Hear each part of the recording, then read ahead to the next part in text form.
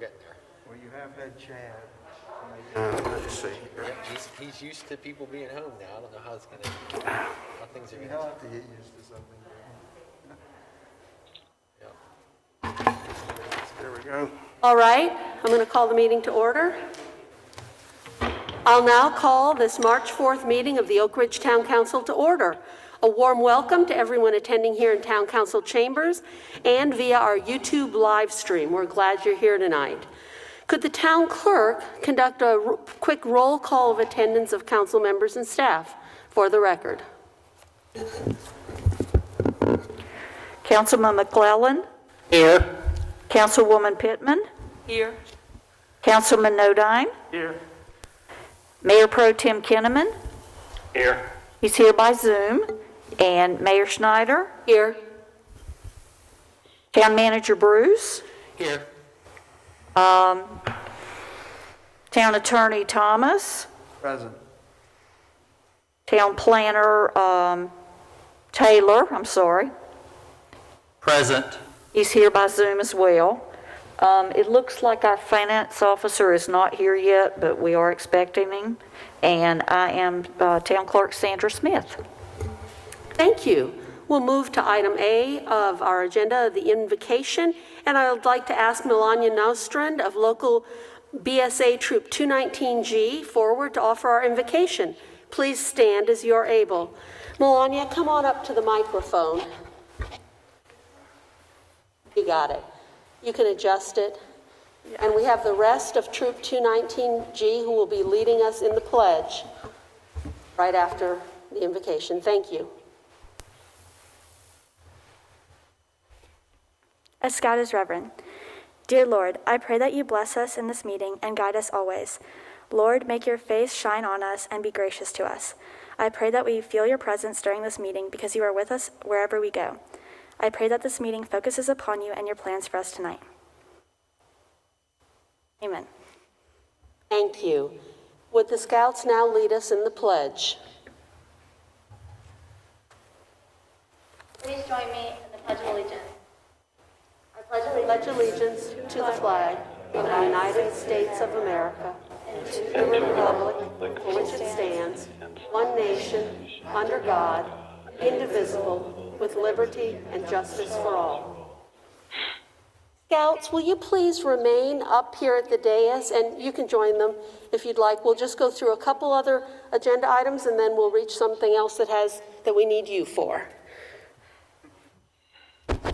We'll move on to item 2, the mayor's statement concerning the emergency. And actually, before I go forward, I'd also like to recognize 2 other Scouts who are here. Michaela Stottinger of BSA Troop 465 and her brother Arthur Stottinger of BSA Troop 149. Could you stand and wave?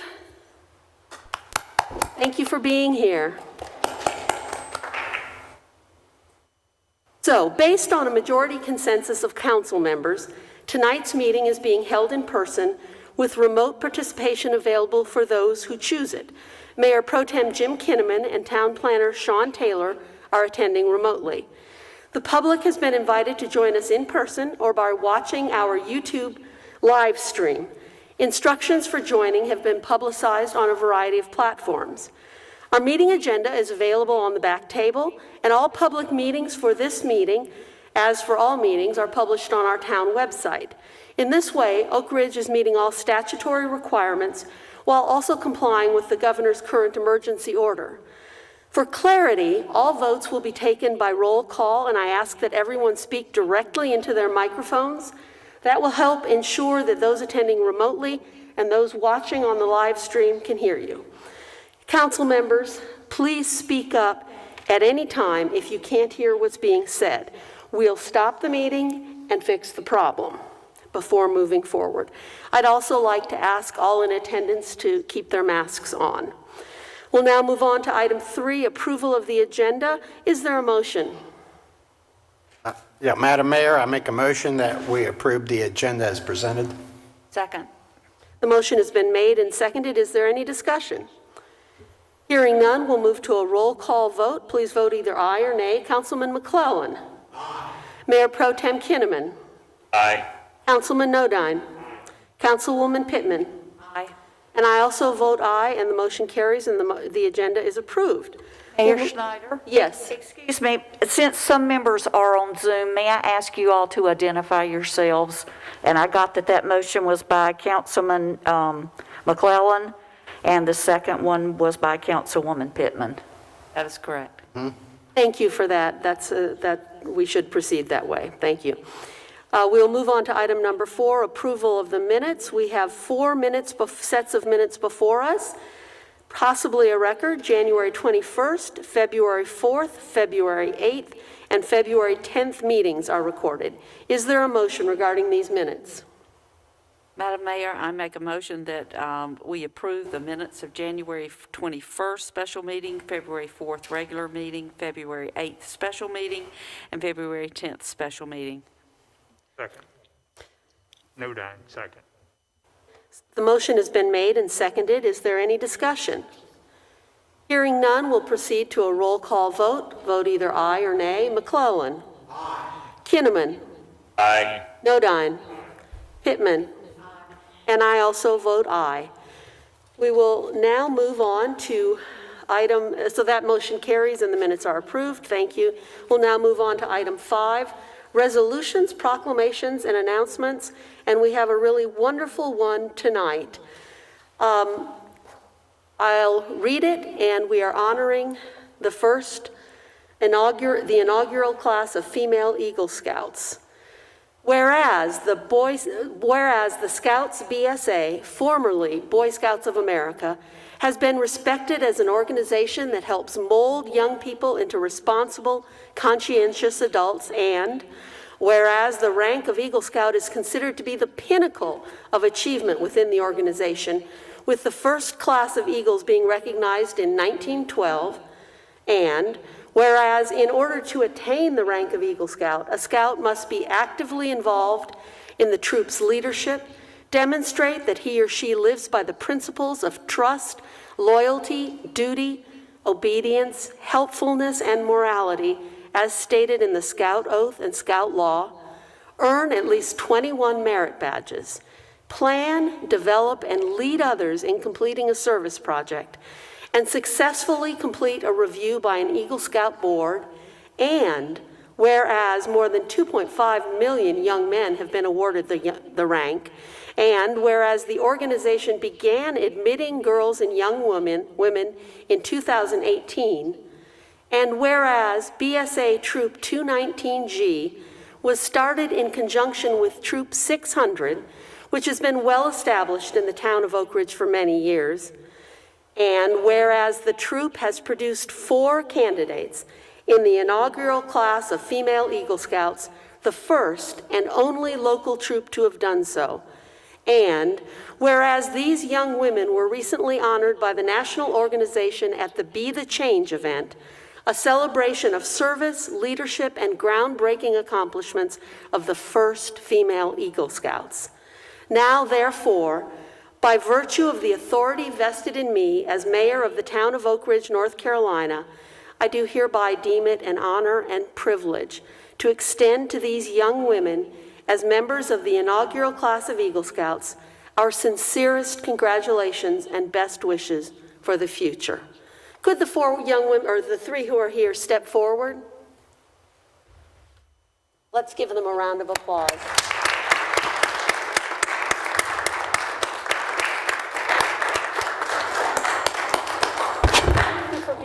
I would also like to give each of you a copy of this proclamation, and if you could hold it up in front of you, we'll get another quick photo op with all council members standing. You want to why don't we move you a little bit toward the middle? Yeah. And you others can spread out toward yeah, that's great. Thank you, George.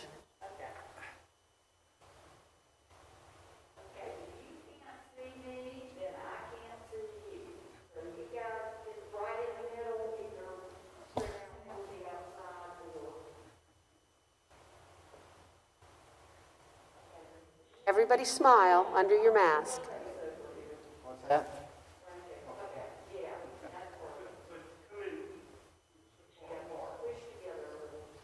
Push it in.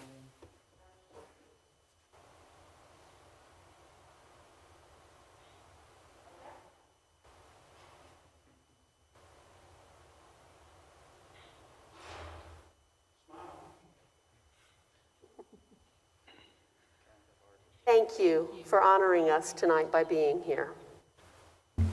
Congratulations again, and thank you all for helping with our meeting tonight.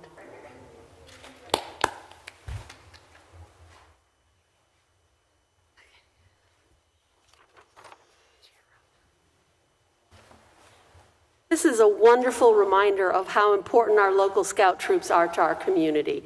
We are very fortunate to have you all here, and especially thank you to the leaders as well. We'll move on now to item number 6, a report from our Guilford County Sheriff's Office. Do we have a representative here tonight? We do not, Madam Mayor, and I did receive a report which has a bunch of stats of all the different types of calls. If you will bear with me 1 second.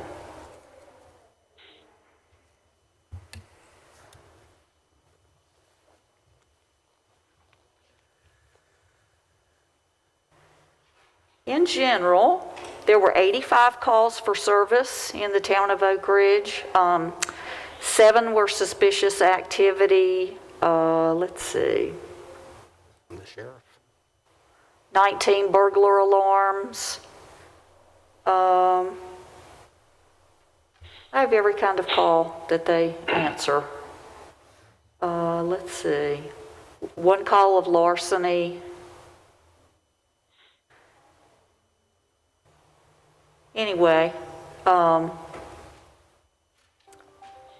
they also sent me a safety tip to share. I'm sorry I wasn't prepared because I thought they were actually going to make it. Guilford County Sheriff's Office would like to send out a safety tip and friendly reminder to all those professional landscapers, tree service, and people who just enjoy working in their yard. The time to head back outside in the yard is quickly approaching, and items such as mowers, weed eaters, chainsaws, backpack blowers, and other power tools and equipment are items commonly stolen in our area.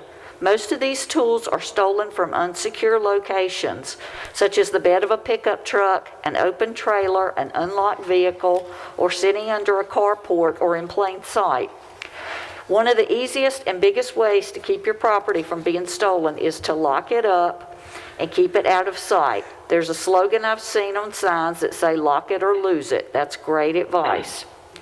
Also, please record the serial numbers on all your equipment. Taking photographs of the equipment is also highly recommended, and taking your personal security up a notch. But photographs do not take the place of recording your serial numbers and keeping that record in a safe place. Serial numbers are so important as it dramatically increases our ability to recover any stolen property. And that was from Lieutenant Jeremy Fuller. Thank you very much. We're grateful to them for their service to our community. We'll move on to item number 7, a report from the Oak Ridge Fire Department. Do we have a representative? Okay, thank you, Mr. Anders.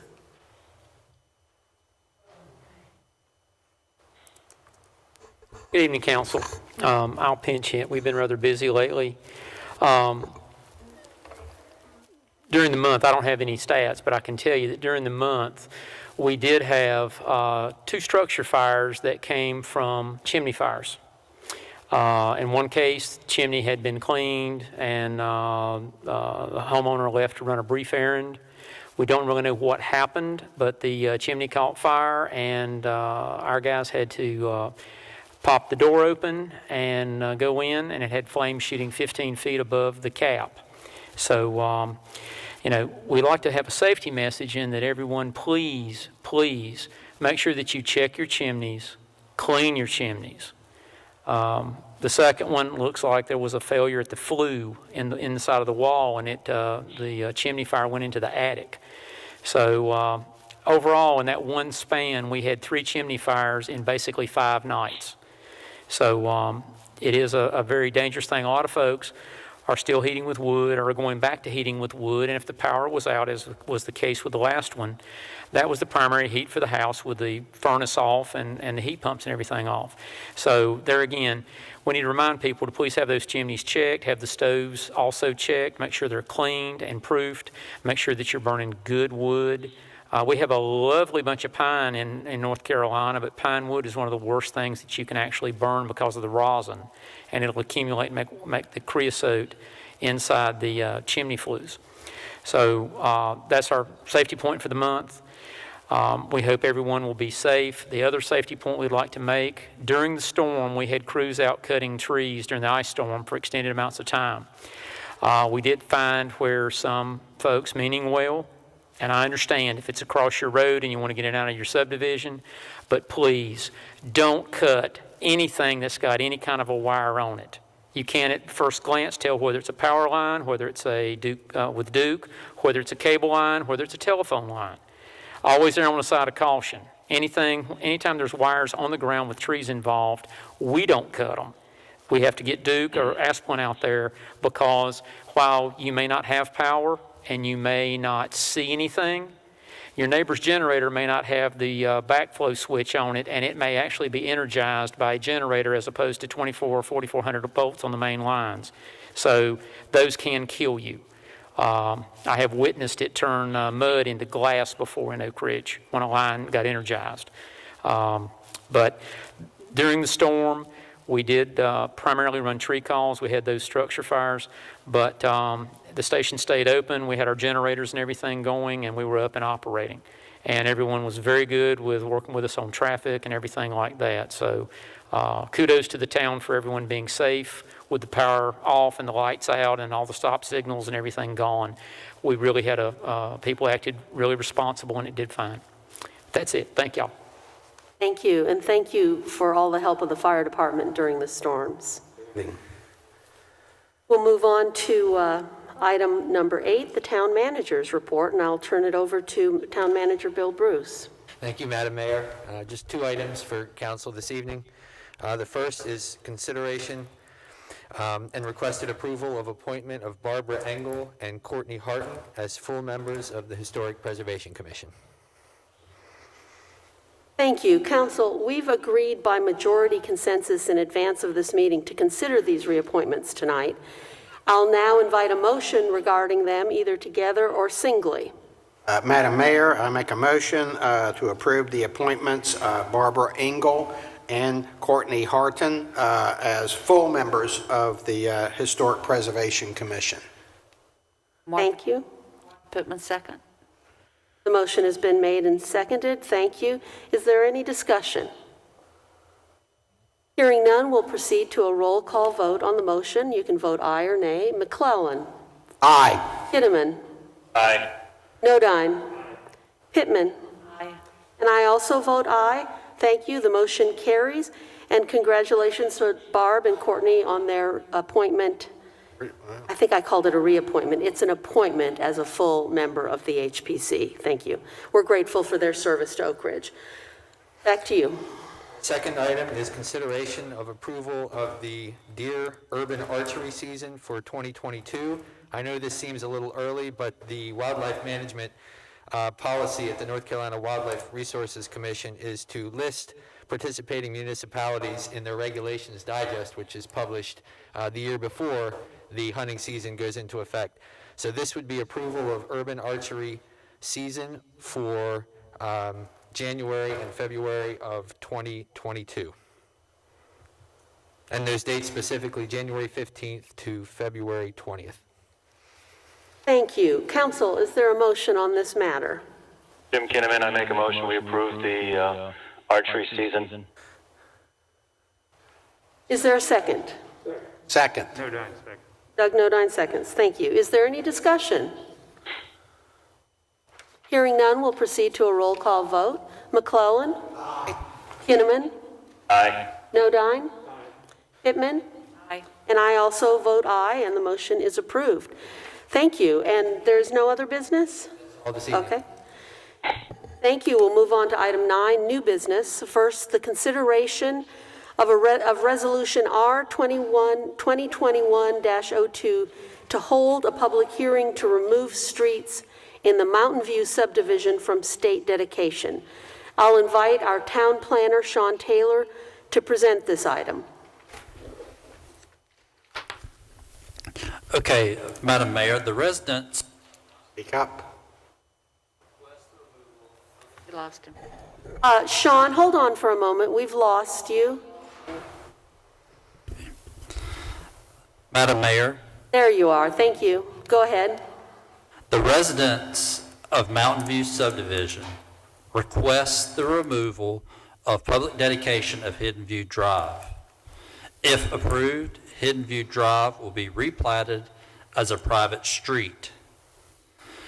Closing of a public road, removal of a right-of-way is a multi-step process involving consideration of resolution of intent to hold a public hearing on the road closing, which is before you tonight. The second step would be a public hearing at the Planning and Zoning Board regular meeting, and then another public hearing at Town Council where the official decision on whether to close or not close the road would be made.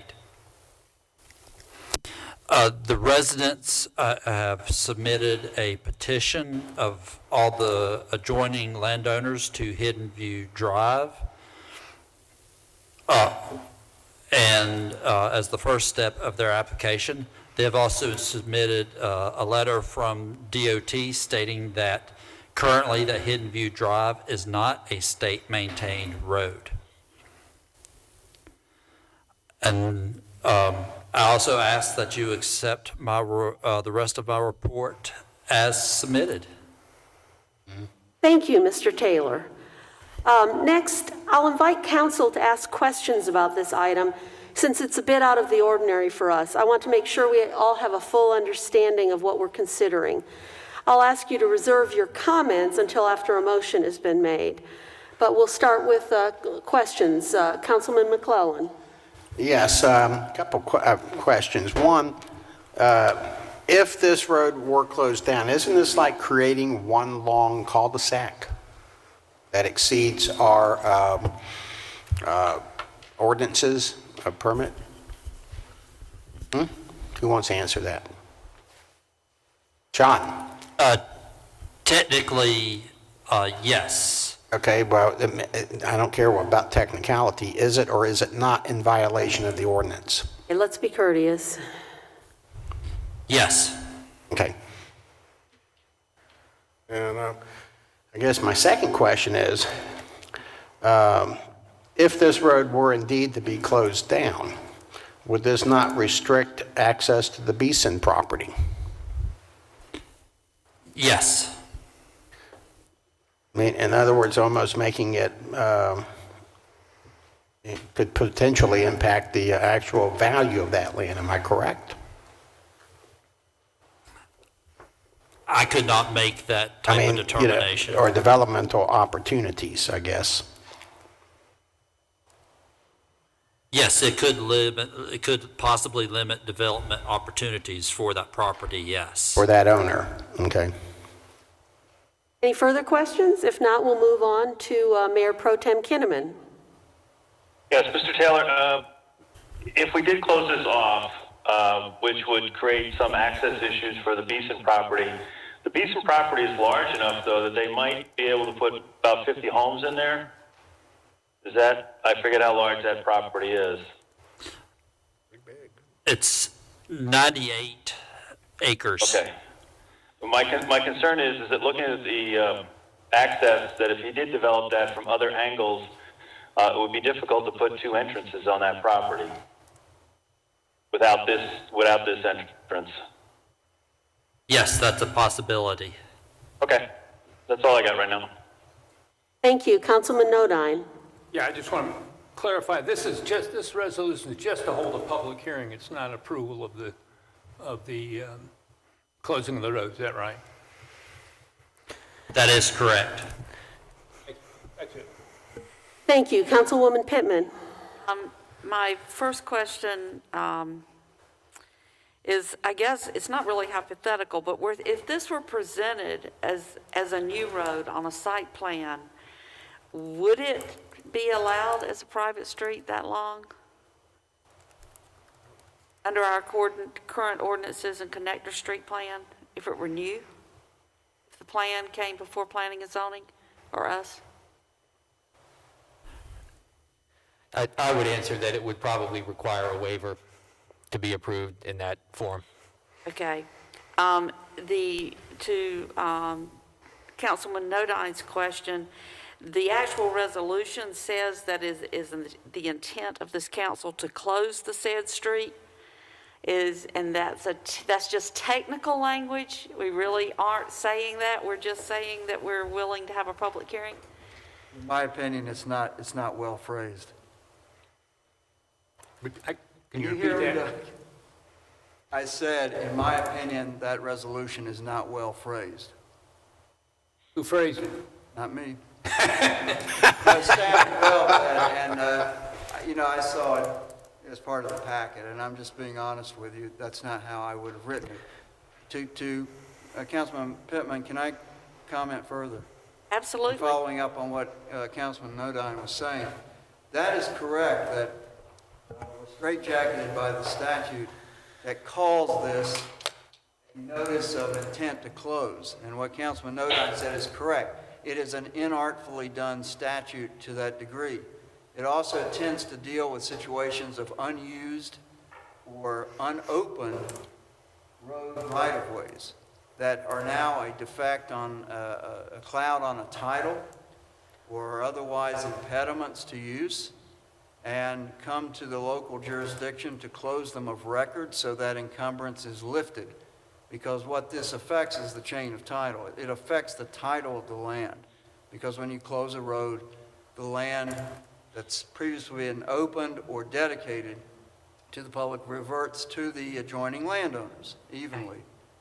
So this is an unusual situation in that it's an open road. It was publicly dedicated in the subdivision process in the plat.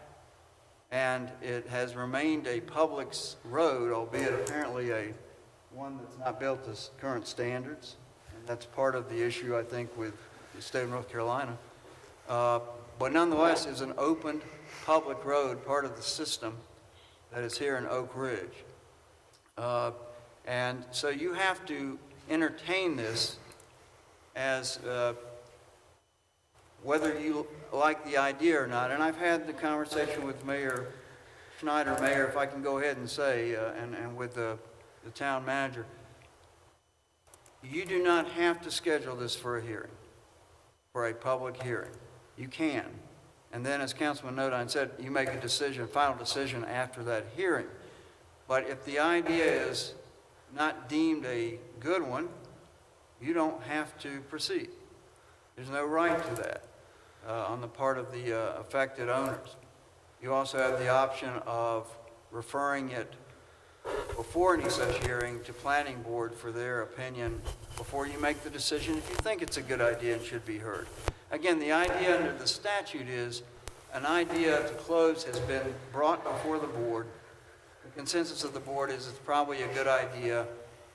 We'll have the public hearing, an advertised hearing, and see if anybody has a good reason not to close it. And then council would vote to close it as a matter of the record. And that would end it as a public right-of-way. That's really all I wanted to say, but I went ahead and said it. But again, back to the original point, if I was wording the resolution, I would word it differently. Would it be advisable to send this back to staff to get them to rewrite that, or is that overkill? It's not overkill because everything in a process that affects title to land or a part of the title is important. It could be checked someday. Yeah. And therefore, my opinion, you want it to be pretty clean. much Yeah. correct all the way along. But you can also ask staff to get more information, or as I said, you could in fact have staff place it before planning board before you even decide if you want to hear it. I felt like, I'll continue my question because I felt like our town manager wanted to say something here. Yeah, just for a point of clarification, the resolution was worded that way because the state statute requires the council to advertise a resolution of intent to close the road as part of the advertisement for the public hearing. So I feel like even if the resolution was worded differently, the statute requires that the advertisement be worded a certain way. It has to have intent. Just following the state statute, that's what led to the wording on the resolution. And it is, and I did discuss this with Mr. Thomas, and we both agreed that it's the state statute is the problem. Okay. It's not, the resolution of intent is not to hold a public hearing, but that is in reality what you would be intending to do, because there's nothing that binds you to the decision to intend to close the road after you hold the public hearing. So it's the state statute that's caused the confusion. And that's correct, and I didn't mean to sound harsh. Our excellent staff does a great job. I just would not have worded it that way, even though the statute does straitjacket the process. I would still have worded it more or less like Councilman Nodine was saying, that despite the language in the statute, it is a hearing to consider doing something. But town manager's absolutely right. If you read the statute, it says notice of intent to close. Okay. So it's just not a very well. But that can't come back to us and say, well, you said you intended to close it, I guess is. Well, people can say anything, but not as a legal matter, no, because the effect of the statute is to put up a public hearing to consider doing something. I wish the writers of it had originally said so. Okay. But is it your opinion then, I'm sorry, did you have any more questions? Okay. Is it your opinion that we could reword it, we could send it back to staff, but even if we did, would we have to advertise it, as Mr. Bruce has said, using the statutory language? It would. Well, the short answer is yes. It's going to refer to the statute. Mm-hmm. And it's going to say that it's a notice of an intent to close a road. Again, because I don't like that, and I would want the public to actually know what's going on. Again, like Councilman Nodine was saying, that at this hearing, council would consider whether to close under that statute. But again, we have that language in the statute, and you want to be pretty precise when you're dealing with real property interests. So we could change the wording of the resolution if we made a motion on it, but the ads would still run as they have to run. And is there any way, I think Councilwoman Pittman touched on this, but are we in any way at legal risk of having said in the ads that it was an intent to close, even if we decide otherwise? In the ad that we would be running? Yes. No, I mean, when you say you're under that statute and that it's for the intention of considering the closing of a public right-of-way or roadway, you're under the statute. Okay. So, and then it's it's a legislative discretion on your part to decide to close it based on what you hear or what you think or for no reason. I mean, but you've gone through the right procedure, yes, once you've done that. And I have a question for Mr. Taylor. Can you explain, for the record, why, so this is a 1.1 mile road that is on our street collector plan shown to eventually connect to a road through the Beeson property, I believe. Can you explain why we don't, why our ordinances don't allow essentially a 1.1 mile dead-end cul-de-sac road?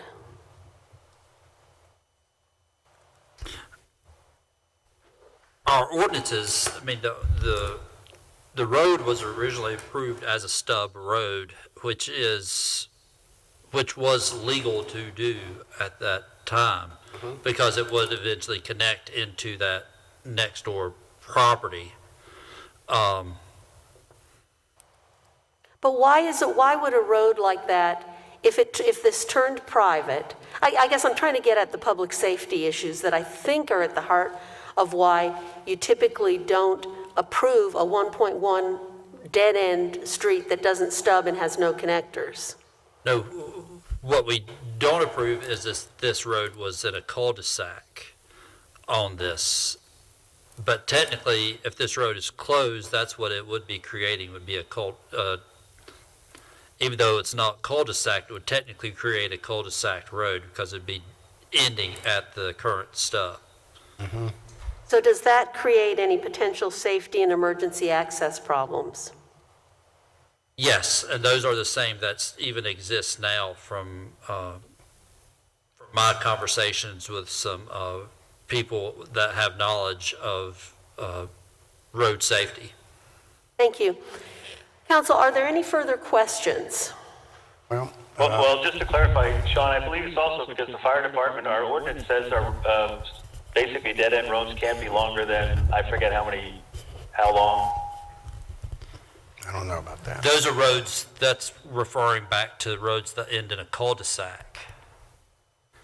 That doesn't specifically reference roads that end in stubs, because the intention of a stub road is that it will eventually be connected through. Okay. But you're saying that in essence this would become, Sean, this would become a cul-de-sac if the potential connections were removed. Right. Exactly. So basically, and that in turn would mean that would violate the ordinances of Oak Ridge, North Carolina. Correct? Yes. Okay.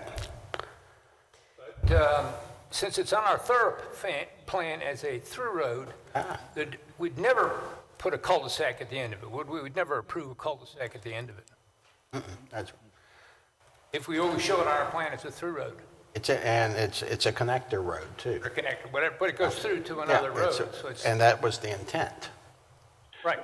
And But if we make it a private road, it'll never go through, so it'll effectively be a cul-de-sac. but if you're making it a cul-de-sac, then you're effectively asking. If eventually they approve this as a private road, which it's not now, then it will always show as a collector or collector road. But also, by changing this, you're asking the council to actually violate its own ordinances. Okay, I think, based on what I'm hearing, I think our questions are done and we're ready to make a motion and discuss this. I would just like to clarify that in addition to either approving the request to hold a public hearing, we can change the language in the resolution to consider,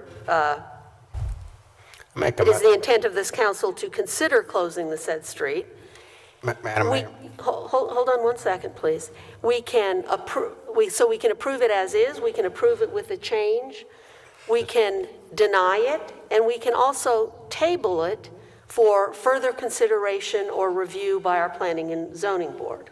Madam Mayor, I make a motion to turn down the resolution of intent to close a public street, R 2021-02. Make a motion to deny. Run it down, kill it. Thank you. Is there a second? Madam Mayor and Councilman McClellan, I think I would recommend against doing that because it's like you've taken action without the public hearing. Yeah, but why would you hold a public hearing if it's going to, Then I think, Councilman McClellan, what the mayor was saying about tabling or simply, you're not denying, saying that you don't see a reason to have the public hearing. Maybe we're saying the same thing. I think we're saying the same thing because I don't see the need to have a public hearing to violate an ordinance which we are all sworn by our oaths to uphold. As long as your motion says that, effectively says that, I don't, maybe we're splitting hairs semantically, but the request, you don't even get to the request. In effect, you just say, we don't see a good idea here to even to get information from other people, to have a public hearing. We don't even get there because this isn't a good idea. Is it I just don't terrible? want the record to reflect that we acted without a public hearing. So you're saying that the better way might be just to table it? Well, I think so. Okay, well then, can I amend my motion, Madam Mayor? Yes, you can, because it hasn't been seconded. I make a motion that we table this resolution. Table consideration of this resolution of intent, R 2021-02. For any specific further purpose? Let y'all research the ordinances. Would you like input from planning and zoning? You know, planning and zoning probably would be a good place to send it back to. Is that part of your motion? Thank you. Can you rephrase it and put it all together?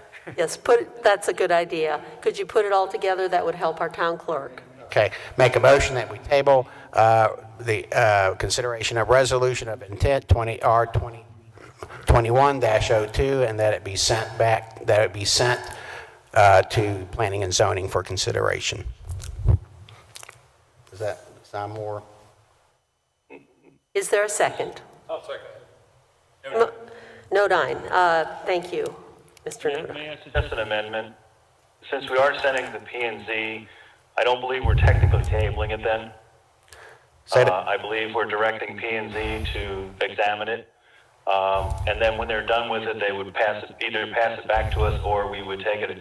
By tabling, I believe we're supposed to say a date when we would consider it again. No, next century's By good. removing the table option, it would give us. Don't think we need to table it to a date certain. I think we can, I'm saying remove the tabling part entirely and just direct it back to P and Z for further investigation. Investigation. well, hold on, we've got a motion that, Already have a motion on the floor. hold on. I'm sorry, I didn't mean to cut you off. But we do have a motion and a second on the floor, so we do have to proceed with that. No, I'm asking for an amendment to the motion, is what I'm saying. Amendment denied. Yeah. I'm suggesting that we remove the tabling part, so that we can just pass it back to P and Z. Okay, why don't the motion has been made and seconded. We are now going to enter into a period of discussion. Councilman McClellan. I'm good with my motion. I mean, I think that, my concerns have been that, if we, let's say, it's against our ordinances. It's also against the collector's plan. It's also an infringement upon the Beeson property. There is just I can't think of a single good reason to do this and to close this road, period. Okay, thank you. And Mayor Pro Tem Kinnaman, you want to expand on your thoughts? Well, basically, like I said, I think we should hear more about it. We should allow P and Z to take a closer look at it and see what they find. By letting P and Z see it, they can also maybe talk to the residents a little bit more and find out what's going on. I would definitely like to hear more information. I understand the wording in the resolution is a little weird, but I would not have a problem with a public hearing because there's no foregone conclusion when we have a foregone hearing. With additional information, we may find alternate approaches to dealing with this.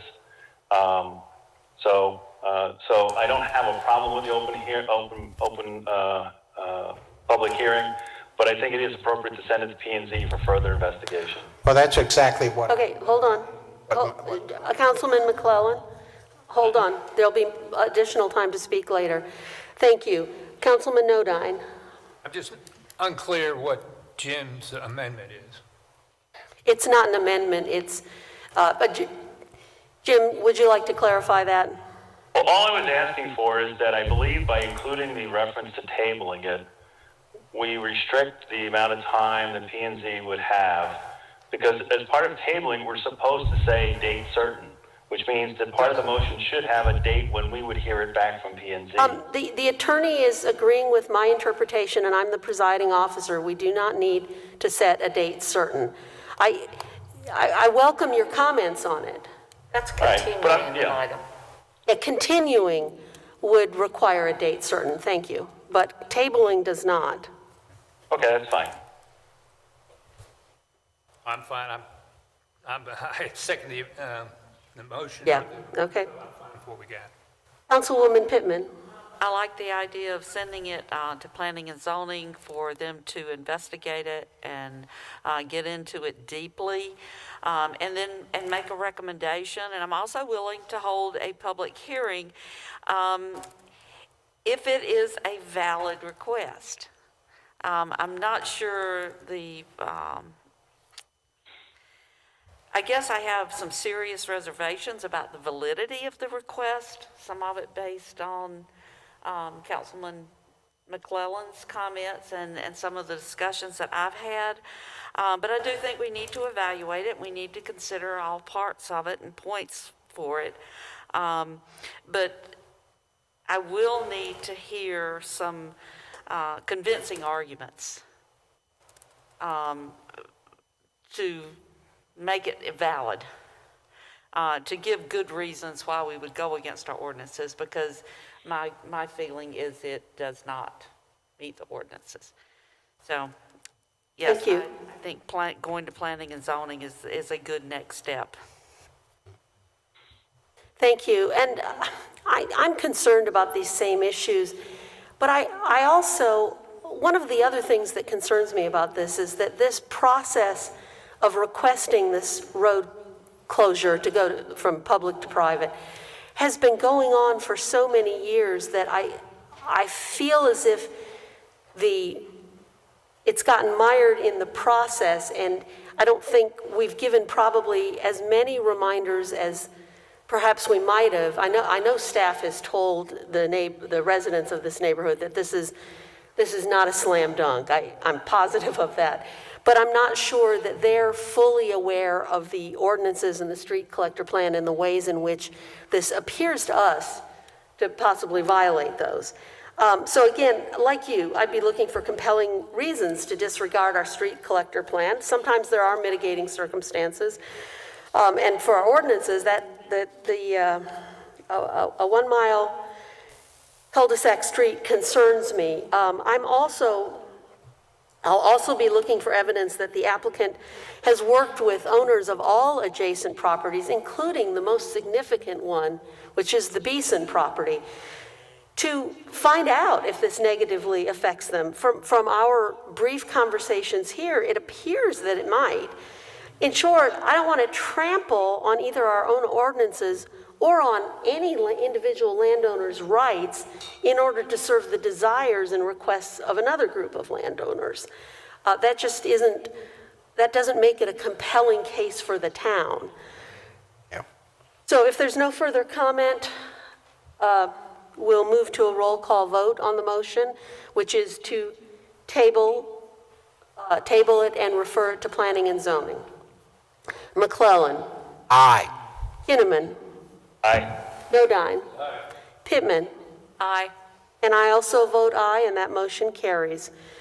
We will move on to item B, consideration and possible approval of Conservation Easement Committee priorities. Council, the Conservation Easement Committee's report and recommendations were presented to you, I believe, in January. If we're in favor of moving forward on this initiative, we need to provide guidance, since it's budget season, on two key issues. Here's a summary of what I see that we would need to do. Please feel free to comment on it or to make a motion in any way you see fit. But we would need to create a Conservation Easement Committee to continue to facilitate and support conservation preservation easements as described in the report. The report recommended that the committee be comprised of 5 Oak Ridge residents, including at least 1 representative from Planning and Zoning and 1 from HPC. And I think we've talked about also including someone from the MST Trail Committee. The Director of Planning would serve as the staff liaison, and I would appoint a council liaison. We also, the other thing that we can consider doing tonight is to recommend to our town manager that next year's budget include up to the requested $20,000 to support outreach to the public, as well as 1 to 3 grants to support easements that would protect open space and historic structures. The report recommends placing these funds in a restricted fund, but I don't think that needs to happen right away. And this program would provide guidance as well as grant funding to interested property owners on a completely voluntary basis. Oops. Where is this on It's two items, whether we should create the committee here? and whether we should fund up to $20,000 in the budget for their work. Yeah. So I'll now invite a motion on this matter. Make a motion that we appoint a committee to oversee historic preservation, what the heck are we talking about? The Conservation Easement Committee be formed, and that we budget up to $20,000 current year. We recommend to the town manager, Yeah, because I think we can't see how the budget's going to work out at this point. 1 or 20, well, whatever. Okay. Is there a second? Jim Kinnaman, I'll second. Okay, the motion has been made and seconded. Is there any discussion? Doug Nodine, how was the 20,000 number arrived? In the report, do you want to address this? Do you have that to mind, Mr. Bruce? The committee analyzed typical costs to establish both historic preservation easements as well as conservation easements, and those costs could include surveying, closing costs, legal fees, management fees from the holding agency. Came up with a rough estimate of what the administration costs of those easements. And so that $20,000 number would support anywhere from 1 to 3 of these types of easement acquisitions per year, depending on the size of the property and so forth. So this 20,000 per property, or is it just committee? Total. Well, the idea would be each year, if council approved of the program, each year that fund would be seeded with a certain amount of money, and then the committee would choose based on the amount of funding that they had, how many or how few worthy applications they could fund with that funding. If the town is required to fund, what kind of activities are we going to be funding? We'd be funding legal fees. We would be funding closing costs, survey fees, annual dues or annual fees to, for instance, the Land Conservancy to maintain the easement and monitor the easement. So they're basically administration type of costs. Mm-hmm. Because the easements are managed in perpetuity. Yeah. But this would be a Mr. Bruce- cost Mr. from Bruce, I'm sorry. from now on. I mean, No. if you have one that we've approved, then that cost continues forever then, right? No. We'd be paying for sort of a one-time fee to establish the easement, to write the documents, to close on the easement and so forth. My understanding is more like a grant. In other words, you would be assisting the property owner with obtaining the lease by paying for some of these costs. The town manager said that it would be some kind of maintenance of, There is a management fee that the Land Conservancies typically charge. that would be our cost.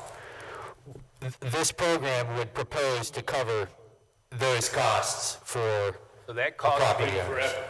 But it's one-time payment, not, It's it's an annual. no, it's one time, and it covers it in perpetuity. Right. One Well, time, it's going right. to be pretty damn big then, if it's going to, if you, The report, I'd like to ask a question. okay. Mr. Bruce, any of these things that the committee would want to take on, they would have to ask us for approval to go forward?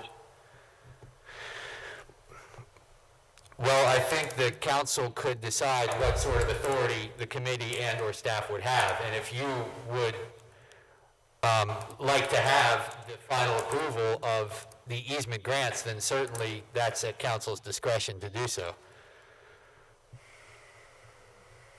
And that's probably something I would like, at least for the first couple of years, to see how things are going. You know, I believe that's written into it, but we could, with this motion, we could do we could advise to that effect as a separate motion, I guess would be the most appropriate way to do it. Yeah, I just want to make my point. If once we have one easement, there will be a management fee that will come to us that we'll have to pay every year. No. That's wrong. The fee is a fee that's put in escrow, I guess, and is used, if needed, by the holding agency for, Do we know what kind of fees they've seen in other easements like this? it's It 5, varies.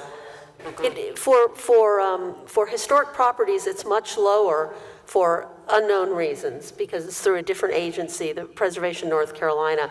I think the easements are under $5,000 for the, Year? no, one time. One time, forever. So the 5,000 to generate some kind of fee every year out of 5,000? No, what they're agreeing to, the agency is then agreeing to just visit the property once a year and make sure it doesn't get into any trouble, that they're following the easement. For open land or any sort of land, it's typically much higher for all sorts of reasons. Oh, you've got the report. And the Would you- number for me to provide that. That would be great, thank you. It says in the report that the core preservation easement grants for historic structures in Oak Ridge will be considered on a case-by-case basis and may typically provide $6,000 to $10,000 for easements, depending on the project size, complexity, and need. And for the conservation easements for open space, the core conservation easement grants for open space in Oak Ridge will be considered on a case-by-case basis and may typically provide $15,000 to $18,000, depending on the project size, complexity, and need. So that's what the, for structures, like historic structures, 6 to 10. And for open space land, large tracts of lands, 15 to 18. But I think the big point is what Martha said was, we're just assisting the landowner to obtain the easement. The obligation for maintaining that easement is not ours. We are just helping them get the Put easement. the easements on. They own the easement, or they've given the easement to the Piedmont Land Conservancy or whatever. But our obligation is, there is no obligation on our part at all. We're just helping them get the easement. I thought Bill said that $20,000 was to maintain the easement. a portion of that fee is held by PLC, for instance, for administration of monitoring the easement. But that's not, the analogy is an individual landowner who wants to donate an easement to PLC doesn't pay an annual fee to PLC. They help pay for all the costs required for PLC to establish the easement. Then PLC holds it, and they've collected that money up front so that it's a fund that they can then use if needed through their operation. Well, that brings up, because most of the easements are, the property owner is requesting, wanting to volunteer this into. We're just helping them out. Right, this is sort of I just want to make sure we don't have an incentive. ongoing obligation. No, we don't. Huh? No, So we will not have an obligation. We will not enter into any of these agreements. no, not, all we're simply doing is providing that sort of gap funding to make it an incentive for a property owner who may be thinking about donating a conservation easement, but is unwilling to pay the upfront $6,000 to $8,000 to $18,000 to establish that easement. Helps them out. We are only acting as a facilitator, so we're providing information and guidance. Here's who you would talk to, PLC or PNC. That's not what was described initially. Yes, that was what I said, to facilitate. And Bill said it was to maintain and have someone. no, I'm talking about what the town does. The town is only facilitating it, and then the town would pay the money directly on the property owner's behalf to the preservation easement holding organization. So at that point, the town no longer has anything to do with it, except as an ongoing interest that we would have. For instance, HPC might kind of help the monitoring organization out, like if they saw a problem at a house that had an easement on it, they'd call up Preservation North Carolina and say, you guys better get down here double quick, they're painting it pink, you know? Yeah. Does that help? Not sure, I guess, until we Understanding is, it is the fee part that you're talking about after you've done the actual legal work for the surveying and all those types of things, is maybe a percentage of the, like in land would be a percentage of the value of the land would go to the monitoring organization who holds the easement, say PLC, and they would hold that against future expenses that they will have to monitor it, but it's paid up front, and then they hold it in perpetuity to fund their ability to monitor it. Did I say that correctly? That's right, and I'm sorry if the way I worded it was confusing. When I meant paying, the fee would go toward management. The idea is the fee to the Land Conservancy would go toward their responsibilities of managing it. So it's not, it never would be our responsibility to manage, but we're simply paying into that fund that the PLC or whomever would use, just like Councilman Pittman Right. said, for monitoring the property. And the property owner doesn't pay us anything for these. No, we would be, I don't know how we would structure it if we pay the property owner and they pay. Because the property Land owners get Conservancy, certain, how yeah, that would go. property owners will receive certain tax benefits, but they do these things. That's why the Yeah. owner's going to grant it, because of the tax incentive. And my understanding is this could be cost sharing with the landowner. Like if the landowner is considering it and it's way too expensive, then it might be something that we can help them with those expenses in order for them to be able to do it where they might not if we Yeah. don't give them a Some grant. over a financial hurdle. Get any benefits or payments. You would see that. The only benefit that the town receives is, this is a strategic planning goal, to help encourage open space and historic structure easements. So that's why this committee was formed. So the idea is that this grows out of residents' concerns that the town balance strong development trends with efforts to conserve open space and encourage it. Now, not for anyone who doesn't want to do it, but for landowners who say, hey, you know, I would like to preserve this beautiful view shed part of my property, or I would like this to remain open for future generations. And the same for historic structures. The inducement is, I get immediate tax benefits by doing this. Right. In some cases. In other cases, well, actually not for historic structures. There really is no tax benefit for historic structures. It helps them to get over what might be a bit of a financial hurdle for them to do something that would be in the greater interest. It also reduces the value of the land immediately. Yep. Yeah, that They too. get right off on their. Do you want me to, Mayor, do you want me to go ahead and restate the motion again, consideration that move that we Sure. vote to establish Conservation Easement Committee and priorities, and that we request that $20,000 be added into the proposed budget for fiscal year 2021-22. That's, everybody good with that? Yes, was that, yeah, and Good with that? Councilwoman Pittman seconded that. Okay. Are there further questions, Councilman McClellan, or comments? Really don't. I think it has it's a good idea. It helps folks who might have a bit of a financial hurdle on doing something that might be quite, of a great blessing for our town. And, I think hopefully future generations will say that we had some vision here.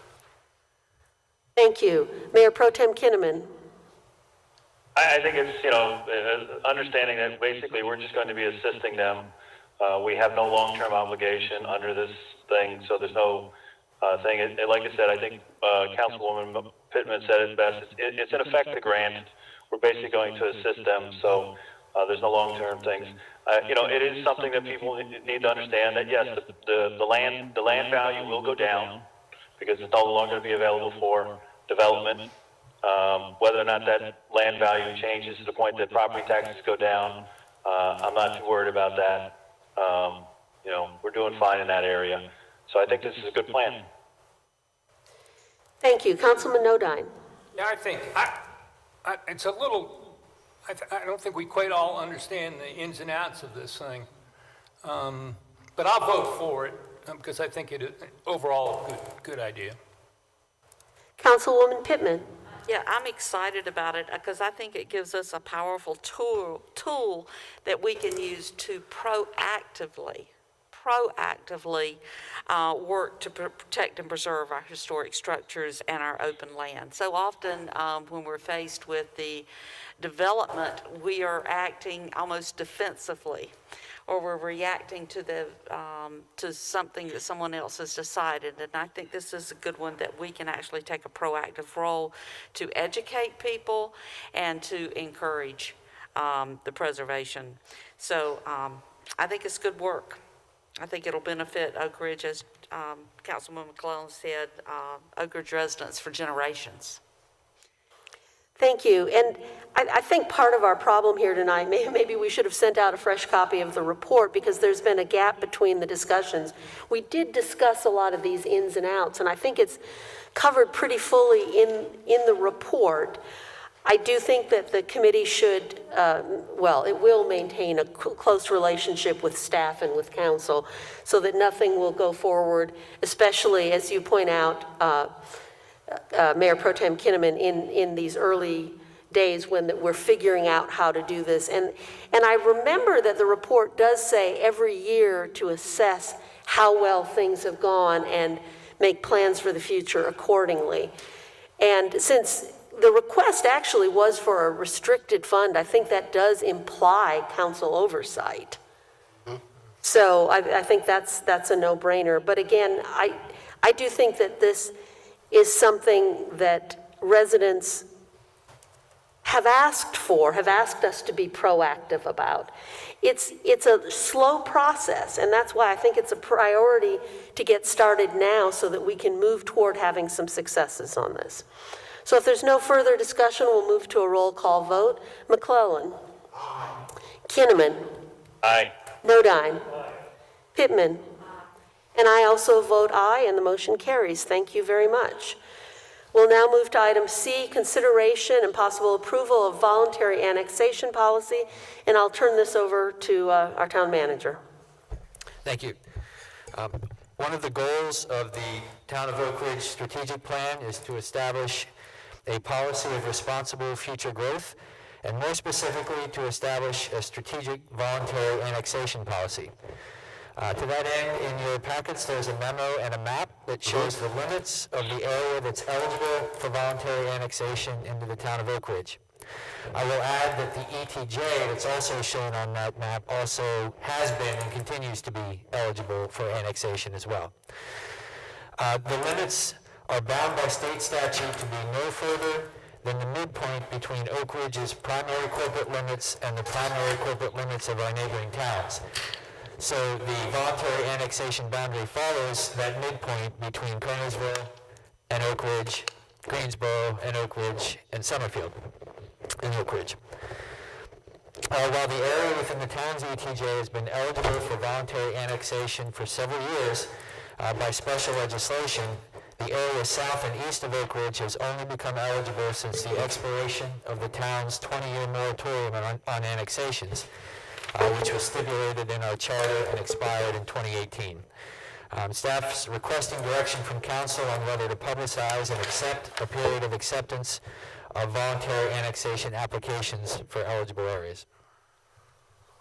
Thank you. I assume we're not able to project an image of this map up on the screen? We haven't been doing that. I just hope maybe in future meetings we can use these for visual aids, even if I know they can't go through the live stream. Yeah, Mr. Taylor's going to put it up on the screen. Okay. Is he putting it up on the screen? Okay. Yep. That would be great. Council, while Mr. Taylor's putting that up on the screen, I'll invite you to ask questions about this item. Councilman McClellan. Basically, as I understand it, once again, just for clarification, this is for voluntary annexation, That's correct. since we do not do the other type. Correct. Okay. And is there any particular point, particularly now that this will take us all the way to Northwest School Road, that is, as I understand it, looking at the map, I don't believe none of that violates the 3-mile limit That's correct. or satellite annexation. Correct. Does it? And so personally, I believe that this is... Hang on, we're not commenting yet, we're just asking questions. Thank you. Mayor Pro Tem Kinnaman. I have no questions. Councilman Nodine. Does this include the satellite annexation? This would include satellite annexation, yes. Is there any kind of policy we're going to have to guide us on those? Well, the statute limits our ability to annex satellite in subdivisions.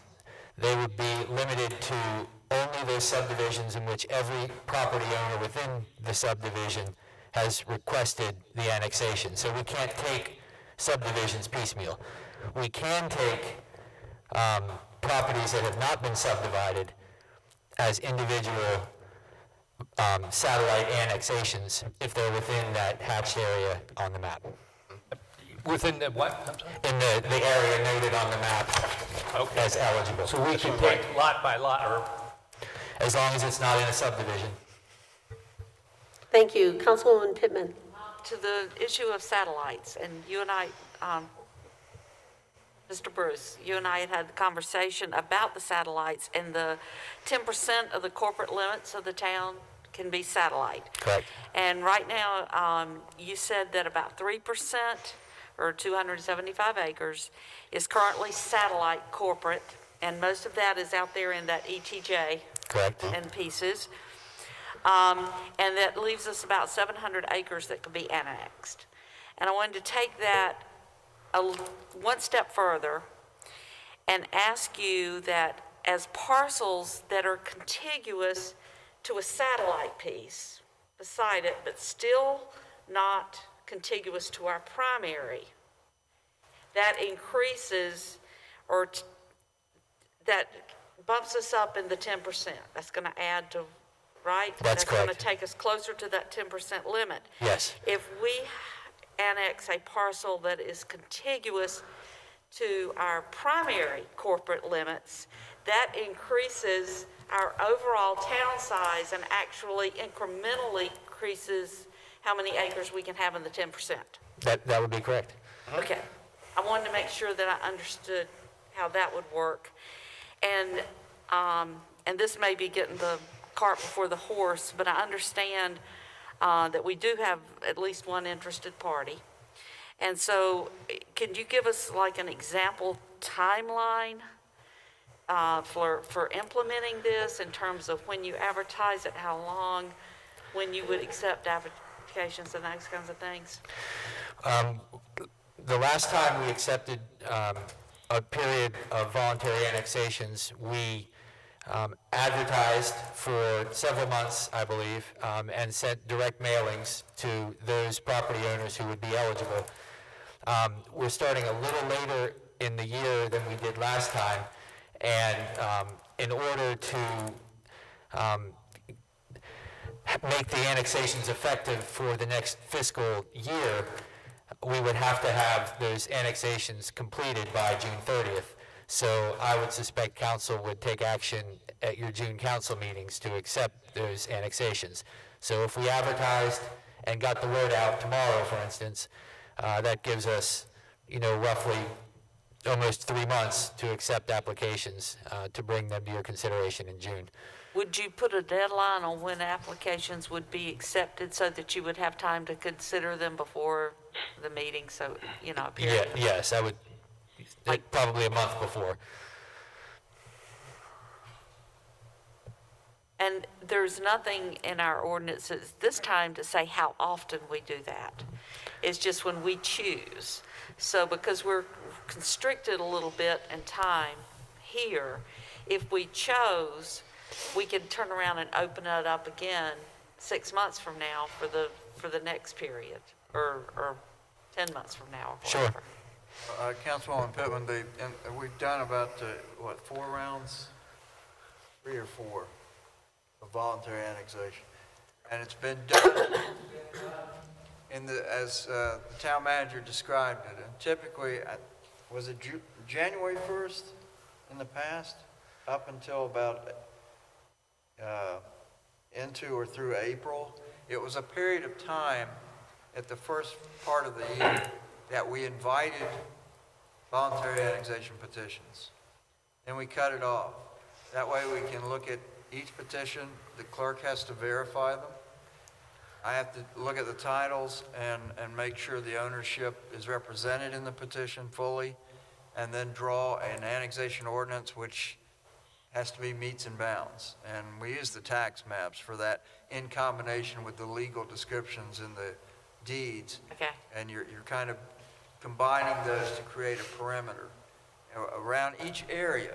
And the area can be one, as you all were alluding to, it can be one parcel, or it could be 3 or 4 parcels that are together or that are contiguous with the primary limits as they exist now. And we have to create areas of annexation for the ordinance, and that's what you're ultimately hearing and then voting on. Okay. And we have done that in a way that we could make it effective, I think it's June 30th, to catch the July 1st new fiscal year for each of those properties.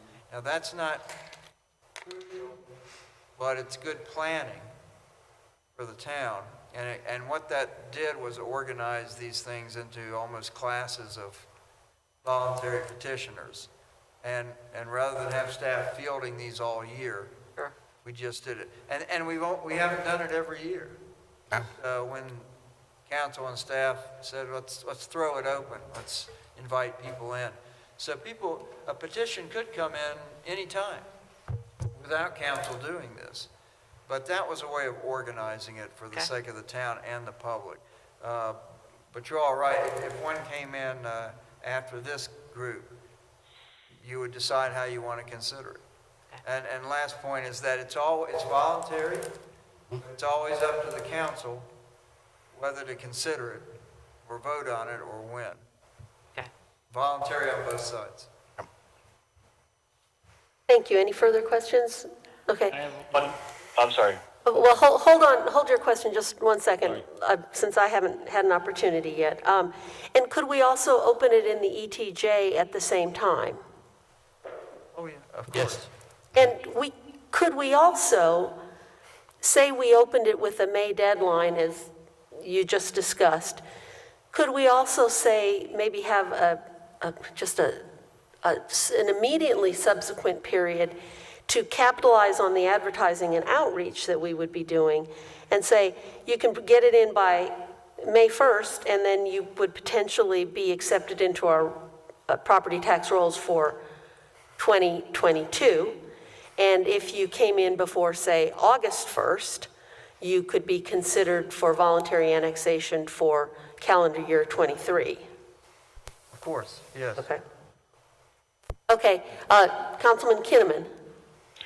Yeah, actually, I just want a little clarification. I thought with subdivisions, as long as the property abutted existing Oak Ridge property, they could annex in. So like Thacker Woods, somebody along Alcorn would be allowed to annex in. Is that wrong or correct or what? No, that is correct. The entire subdivision only applies if it's a satellite annexation. Okay, so the people on Alcorn could apply. If it's contiguous to existing town limits, then yes, they could. Okay. How come they're not covered by the satellite provision?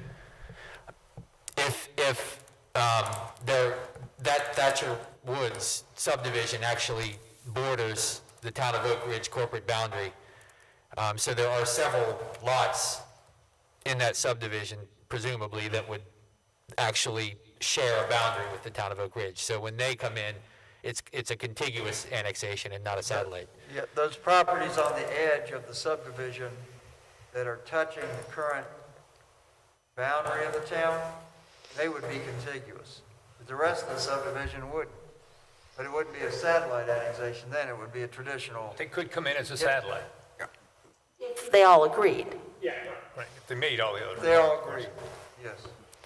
But if Sam Jones, whose property... Okay, I'll now invite, All I was saying is that, basically, if Sam Jones has a house in that subdivision and that house abuts the town limits, that person would be contiguous, and that person then could request annexation without being constricted to the rest, the 100% rule of satellite annexation. Correct. Am I correct? yes. So I'll now invite a motion on this matter.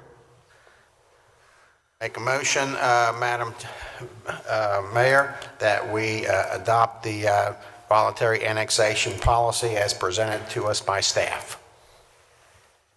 I think we need to establish some dates.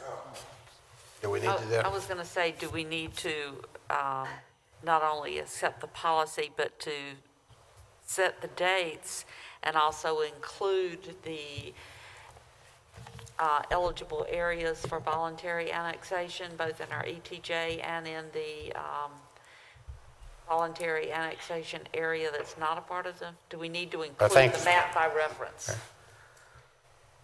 Are you saying that you need it reworded, right? I think she's suggesting include the ETJ, as presented includes the map, and include dates. Do you have a particular, okay, let's go step back. Okay, make a motion that we adopt the voluntary annexation policy as presented to include the voluntary annexation area that is in this map here, as well as the existing ETJ, and that subdivision and that annexation open up April. Can I suggest, Yes. Councilman and Mayor, that you open up for fiscal year 2022, which would start July 1st, okay? That you open that up immediately through May 1st, so that we have May to confirm ownership, sufficiency of the petitions, and then do the description work so we can create an annexation ordinance to get included in the packet and for notice purposes for the June meeting and hearing. And then any petitions coming after that would be for fiscal year 2023. And my suggestion on that is this time around, you just leave that open until next May 1st. Right. And so that folks tendering it, they won't see they're coming in until July 1st, 2023. But they could go ahead and follow their interest in making a petition any time in the coming year. And the reason we did the short term, 3 or 4 months, was to get interest up and create an interest. But I think at this point in our history, just having an open enrollment period, so to speak, is fine, as long as people know council will act on it once a year. Yeah.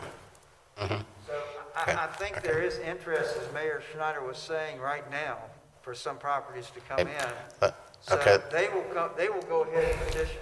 Okay, so with an open enrollment period to commence immediately until May 31, May 1st. 1st of 2022. For the following fiscal year, yes, sir. And try to do this year and see if it helps. And then Okay. you could just do that each year following So those that came in, say, immediately to May 1st, of this year. they would go on, if they're approved, they would go on for 2022. Yes, sir. And then if we have another enrollment period from, say, July 1, or, through December 31st, those would be the folks coming in through 2023. Now, I was suggesting that you just go ahead and open for fiscal year, think of it this way. You're going to open for voluntary annexation. You may publicize it in some way, a website, direct mail, otherwise. And say that petitions received by May 1st of this year will be considered for annexation in June, or effective July 1st, the fiscal year, next fiscal year coming, 2022. And just then let it roll until next May 1st. Okay. And just collect voluntary annexation. So we're bringing it, petitions for- yeah, okay, so. Councilman McClellan, if- if there's someone here who's just completely clear about this, let's get a clear motion out. So for open enrollment to commence immediately from now through May 1st, and then that would be for 2022. Yes, sir, And then open enrollment also to commence from May 1, I guess that would be May 2, through May 1 of 2023 will be open as well. Yeah, the simpler way we're going to start doing voluntary annexation petitions that are received May 1st this year and years following. They will be considered in that year for annexation effective for the following fiscal year. Do you see what I'm saying? I think I do. I mean, basically, we're open, with open enrollment to commence immediately, with enrollment with applications received by May 1 will be considered for calendar year 2022. Afterwards would be considered for 2023. Fiscal year, yes, sir, that's it. But fiscal- Got it. Okay, got it. Let's do that. Okay. Is there a second? Was that motion clear enough for the town clerk? I believe so. Okay, thank you. Is there a second? Martha Pittman, second. Thank you. The motion has been made and seconded. Is there any discussion? Councilman McClellan? Really, it's a great idea, and I'm glad to see that we are establishing not only a new area of annexation, potentially, for folks who want to come into the greatest town in North Carolina, but also giving an opportunity and a continuous enrollment period for folks in our ETJ who may also want to have made the decision to come into the greatest town in North Carolina. Thank you. Mayor Pro Tem Kinnaman. As other members of council have pointed out, I think we need to constantly remind people this is voluntary, that this is not a land grab. We're not forcing anyone to do anything. This is 100% voluntary. So if they want to become part of Oak Ridge, they can. If they don't, they don't. But I'm very much in favor of this. Thank you. Councilman Nodine. This is discussion. But I can tell you're ready to move. Councilwoman Pittman. Yeah, I like it. I don't see a downside to offering voluntary annexation to those in our ETJ and to our southern and southeastern neighbors. As you said, it's voluntary on both sides, so it's really hard to find a problem if it is strictly that. And I think it can benefit us, and it can also benefit people who wish to become a part of Oak Ridge. So I'm good. Thank you. This grew out of our strategic plan, and I've actually talked to the mayor and council members in Summerfield and some of our county commissioners just to make sure that leaders in the area didn't have a problem with it. And they're all thrilled with this idea. They had no concerns because they share a goal we have a goal of wanting to welcome into Oak Ridge anyone who wants to be a part of Oak Ridge at their request. But a secondary goal is to extend our low density zoning as a means of kind of keeping higher density zoning away from Oak Ridge. We've already received, as someone alluded to, a few calls of people interested in taking advantage of this, and I look forward to spreading the news, and I'm grateful to staff for their work. If there's no further discussion, we'll proceed to a roll call vote on the motion. Councilman McClellan. Aye. Mayor Pro Tem Kinnaman. Aye. Councilman Nodine. Councilwoman Pittman. And I also vote aye, and the policy is approved. Thank you. The motion is approved. Okay, we're going to move on to item D, consideration and possible approval of a water scope of work to be submitted to the state for receipt of allocated funds. I'll turn back to Mr. Bruce for this agenda item. Madam Mayor, in your packets is a memo and an attached proposed scope of work and contract issued by the North Carolina Office of State Budget and Management for the town's $1.154 million water appropriation from Session Law 2020-63. The contract requires a proposed scope of work supported by the agreement and consistent with language in that session law. Once approved by the state, Oak Ridge will then be eligible for the full amount of the grant. Any funds not spent or encumbered by June 30, 2022 must be returned to the state. I'll note that any reallocation of budget items of 10% or more on the scope of work will require agency approval. I imagine and expect a regular line of communication with the staff at the Office of State Budget and Management for any sort of changes as this proposal grows and more information is available and more guidance is given to the town through discussions in the Water Committee. We will certainly have a line of communication with the state. The Water Subcommittee, which consists of Mayor Schneider, Councilman McClellan, former Mayor Spencer Sullivan, and myself, has endorsed the proposed scope of work for submittal with the attached contract. And so the requested action is to approve the scope and the contract for submittal to the North Carolina Office of Budget and Management. Council, I'll now invite a motion regarding this matter. Madam Mayor, this is Martha Pittman. I make a motion that we approve the scope of work and the annual budget as presented for the contract for our state grant of $1.154 million water appropriation. Is there a second? Second. Motion has been made and seconded. Is there any discussion? I'll start with you, Councilman McClellan. No, I think it's fairly, this has been, money that was originally, take down a little track down memory lane, originally this was part of the funds that were part of a study about a regional water system. Well, of course, we all know the outcome of that. It turned out that it was way too expensive. So this money, last year, of course, down in Raleigh, legislature voted as we went down there to talk about reallocation of this money between our three towns, because we all have water needs up here, but they're slightly different. You know, in the case of Summerfield, they really want to focus on the fire suppression issue that confronts their town, to help with their fire department. Stokesdale wants to improve their existing water system. We, in turn, want to have, we are developing a water system, limited in scope, but this money may also allow us to look a little bit over into fire suppression as well. So it allows us to work at, if we can do both, that's even better. So this is a reallocation of that money.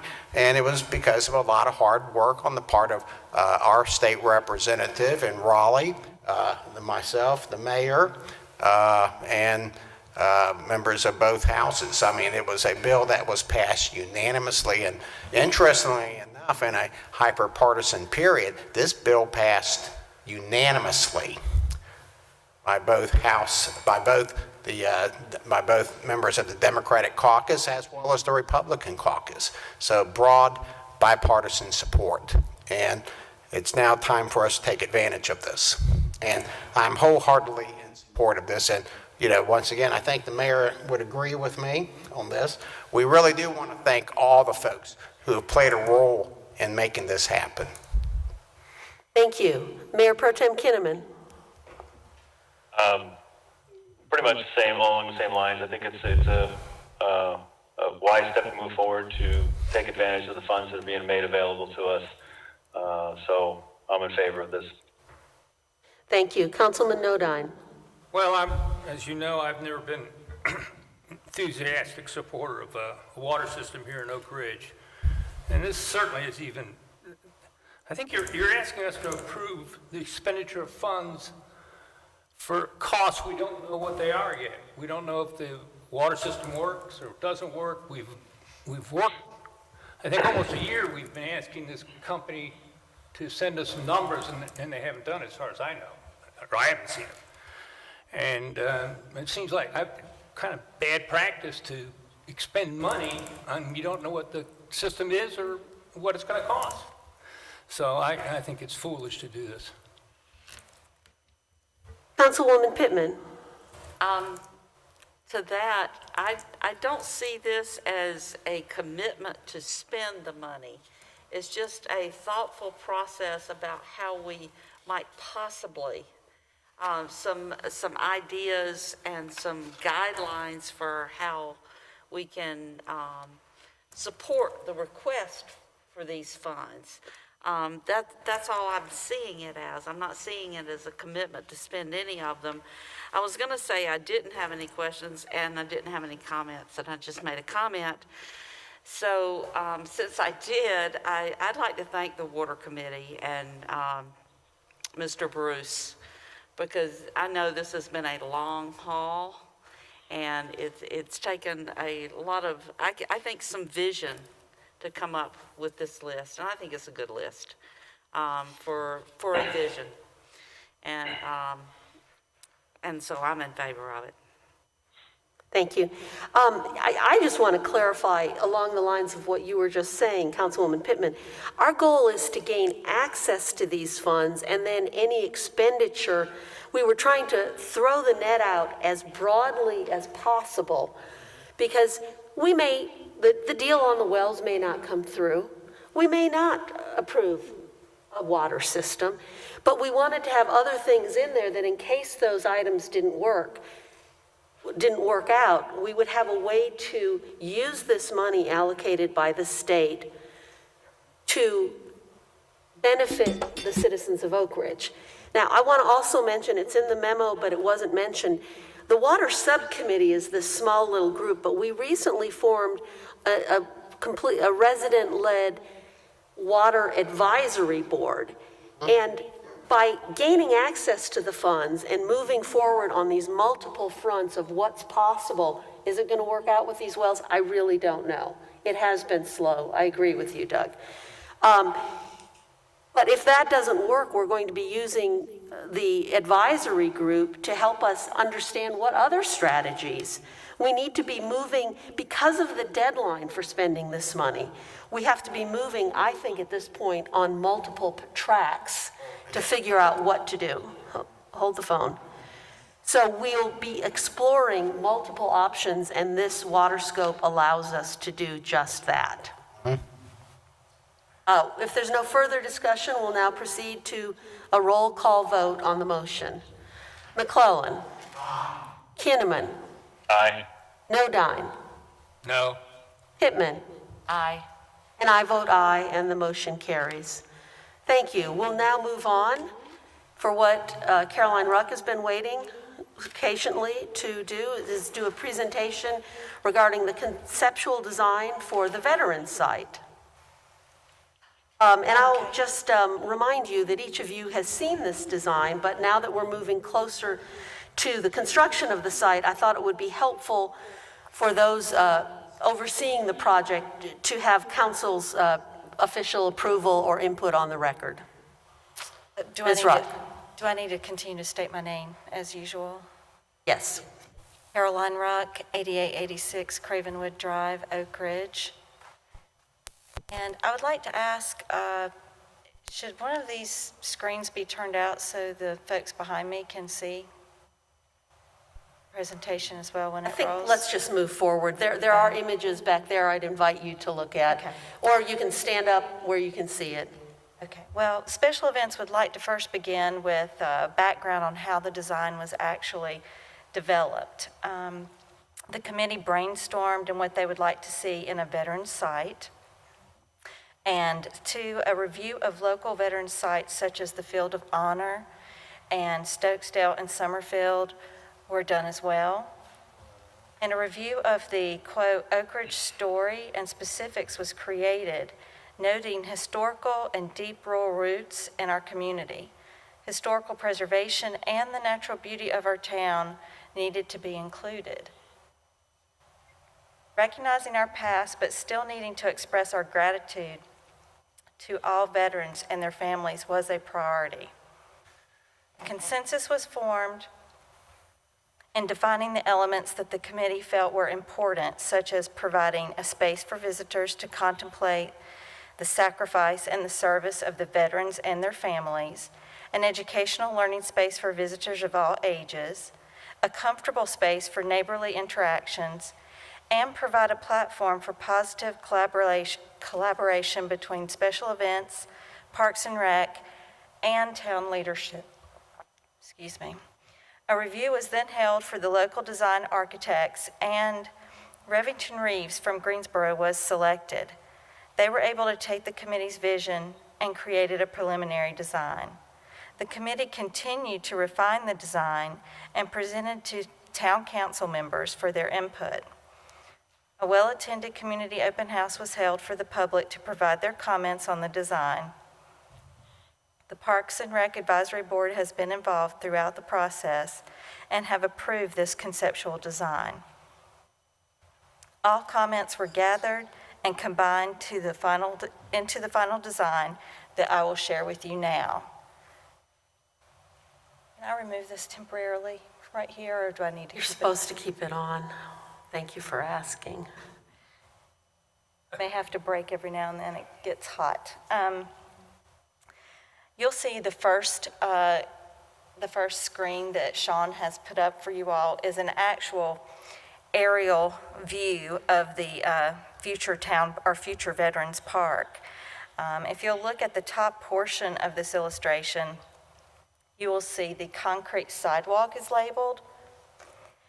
And that sidewalk will be accessed from the parking lot off of Scoggins Road entrance. This sidewalk entry will fulfill all ADA requirements, making it easily accessible for all of our citizens.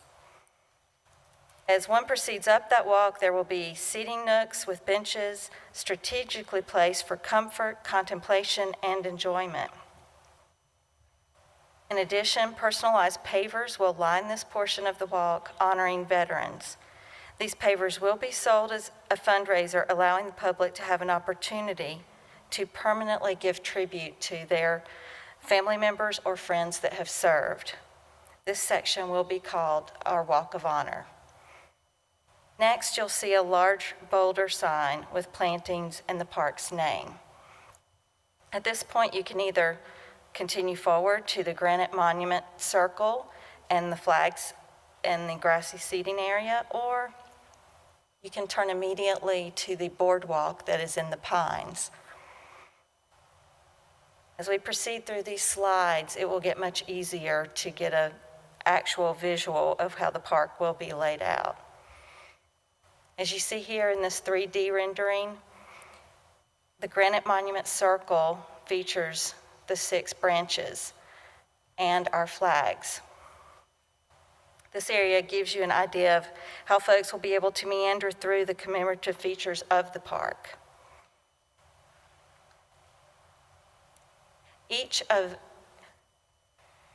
Sean, if you can back up just a moment to the other slide. As I was saying, each of the branches will be recognized, and that does include the Space Force branch. So there will be 6 pillars there. Also, please notice the large grassy area surrounding the monument circle. That is intended for extra seating and area for visitors, especially when we're having a special event or special presentation on such days as Veterans Day or Memorial Day. Okay, the next slide, please. This view gives you the perspective of entering the park from the Honor Walk. And again, this is at the point where you could turn left and go to the boardwalk in the pines or straight to our monument circle.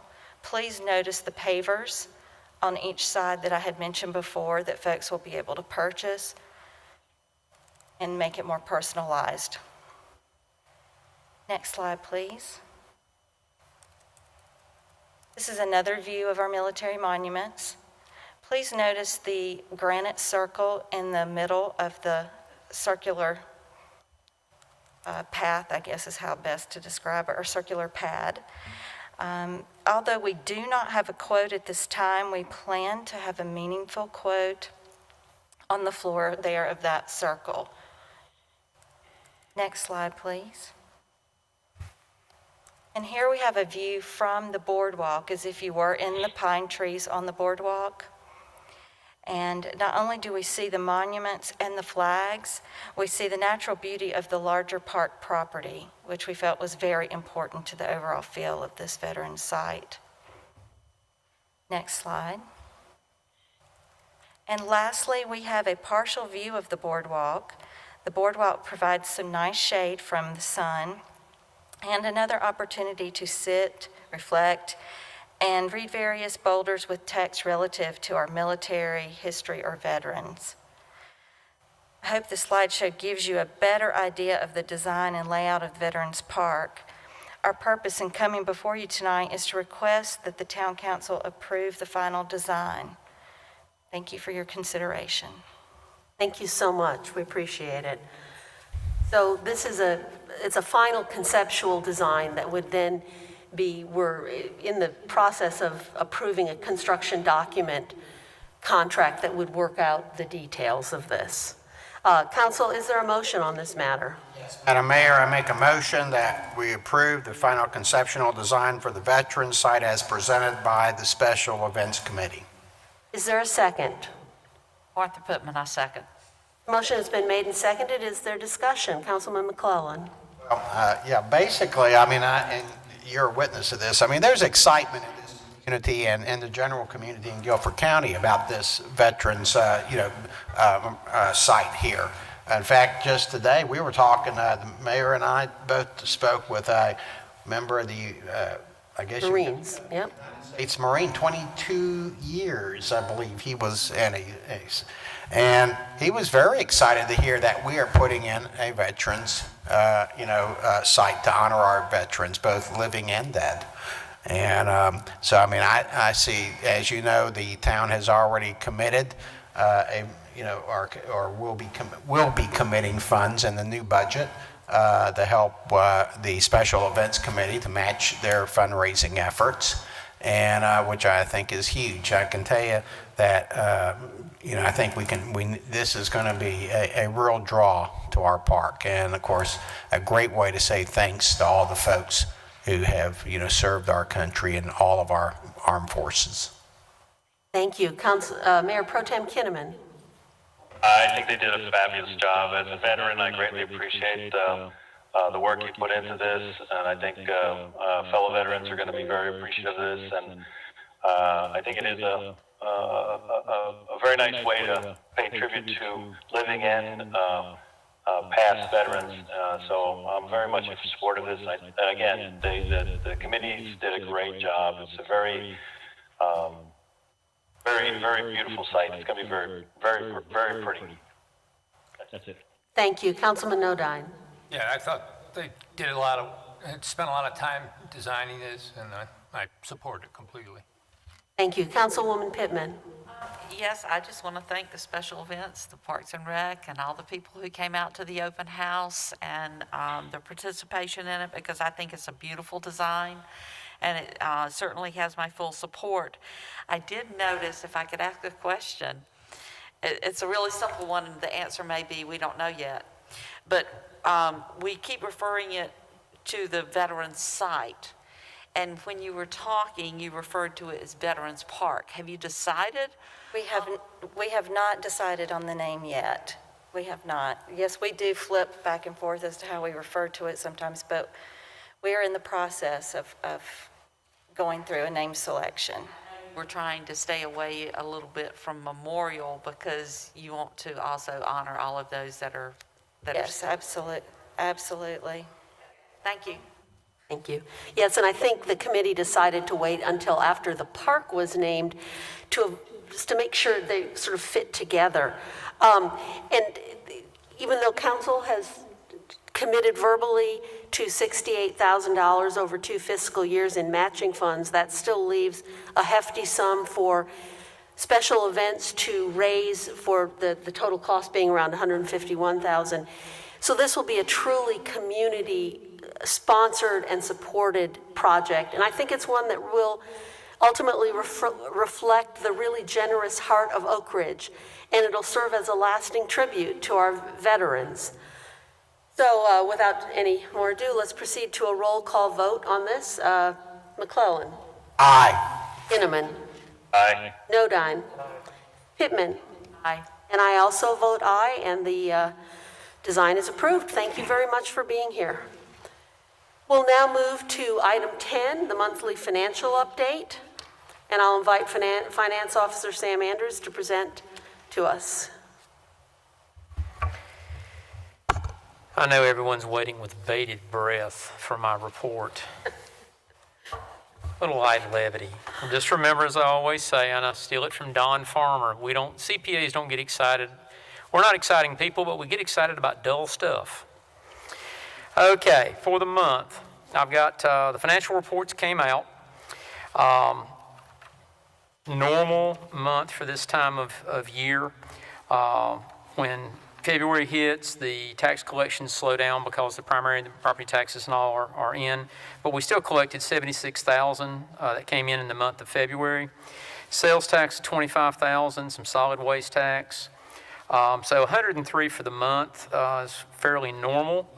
Expenditures were $84,000, so that left $19,000 rounded to add to the fund balance for the year. The supplemental schedule show you the balances in our bank. The detail follows that on Schedule 2, followed by the budget versus actuals and all of the pertinent information with our fixed assets and our debt load. For the month, we have, first we've received wire transfers remitting taxes of $14,896.89 and motor vehicle taxes $8,330.11 from Guilford County. It's going to be a total of $23,227 that was collected through February the 28th. So you can see that property tax collections in March, or that are coming in for February and that are depositing in March, are basically a third of what they were a month ago. So this is all fairly normal. Monthly, we had the property tax receipts and sales tax. The solid waste is a quarterly. Interest and other park revenues are monthly items. We are monitoring the investments. We're trying to see if any better interest rates are out there. Right now, pretty much the interest rate market is stable. We've not seen a lot of movement over the last month. During the month, we supported staff with the contracts and various questions, and we filed the new COVID-19 impact report that was due on the February the 15th. We do not know if we will hear anything back from that. It was basically, as I stated in prior meeting, it was basically data gathering and what the state's going to do with it and how they're going to handle anything we don't know. It's just all out, no input back. We have been supporting staff with the budgeting process. Finance Committee had their first meeting. Bill and I did our normal preparation for that first meeting in accordance with what the chair wanted. So we've got that process started, and in other words, the spreadsheets are all lined up, and Martha actually commented she loved seeing a spreadsheet again. Yes, Martha, you can tell you're a CPA in retirement. But that's the main things I had. A couple of other items have come up while we were prepping the financial statements this week. I do have a request for a budget amendment. This is fairly minor in one sense, and another way it is a few $1,000s. The first thing I'd like to do is we're asking for an increase in unemployment taxes in the budget of $615 for admin and $565 for parks and recreation. The reason we're asking for that is, given the pandemic, now the other end is hit, paying for it. our unemployment rate went from 0.06 to 0.6. So in other words, our rate, while minute, yes, it went up by 1,000%, 10 times increase to that. Don't know what the future will hold on that. Traditionally, when the unemployment funds have paid out large amounts, they do go back up on the rates, and we had enjoyed, in my career, a historic low point of unemployment insurance rates. So this is the first step. It came in. We have no control over this. We simply have to go ahead and pay it. But that's $615 for the admin line item, $565 for the Parks and Rec line item. Then we need to increase web hosting. When we migrated our web hosting over to the Bill, help me, the Gov Office. It increased and bettered our website, massive increase in services and quality and all that. In getting the contract set last year, they billed us late such that we paid the first year late. We're now on a regular billing cycle, and they have sent us the bill for the second annual installment, which is $4,940. By the initial timing, we had one in the budget. We need to add $4,940 for web hosting, because in reality for this fiscal year, due to that delay, we've got 2 payments within 1 fiscal year. So the total I'm asking is $6,120 decrease in fund balance, and that'll go to the unemployment line items, and $4,940 to the web hosting fees line item. Thank you.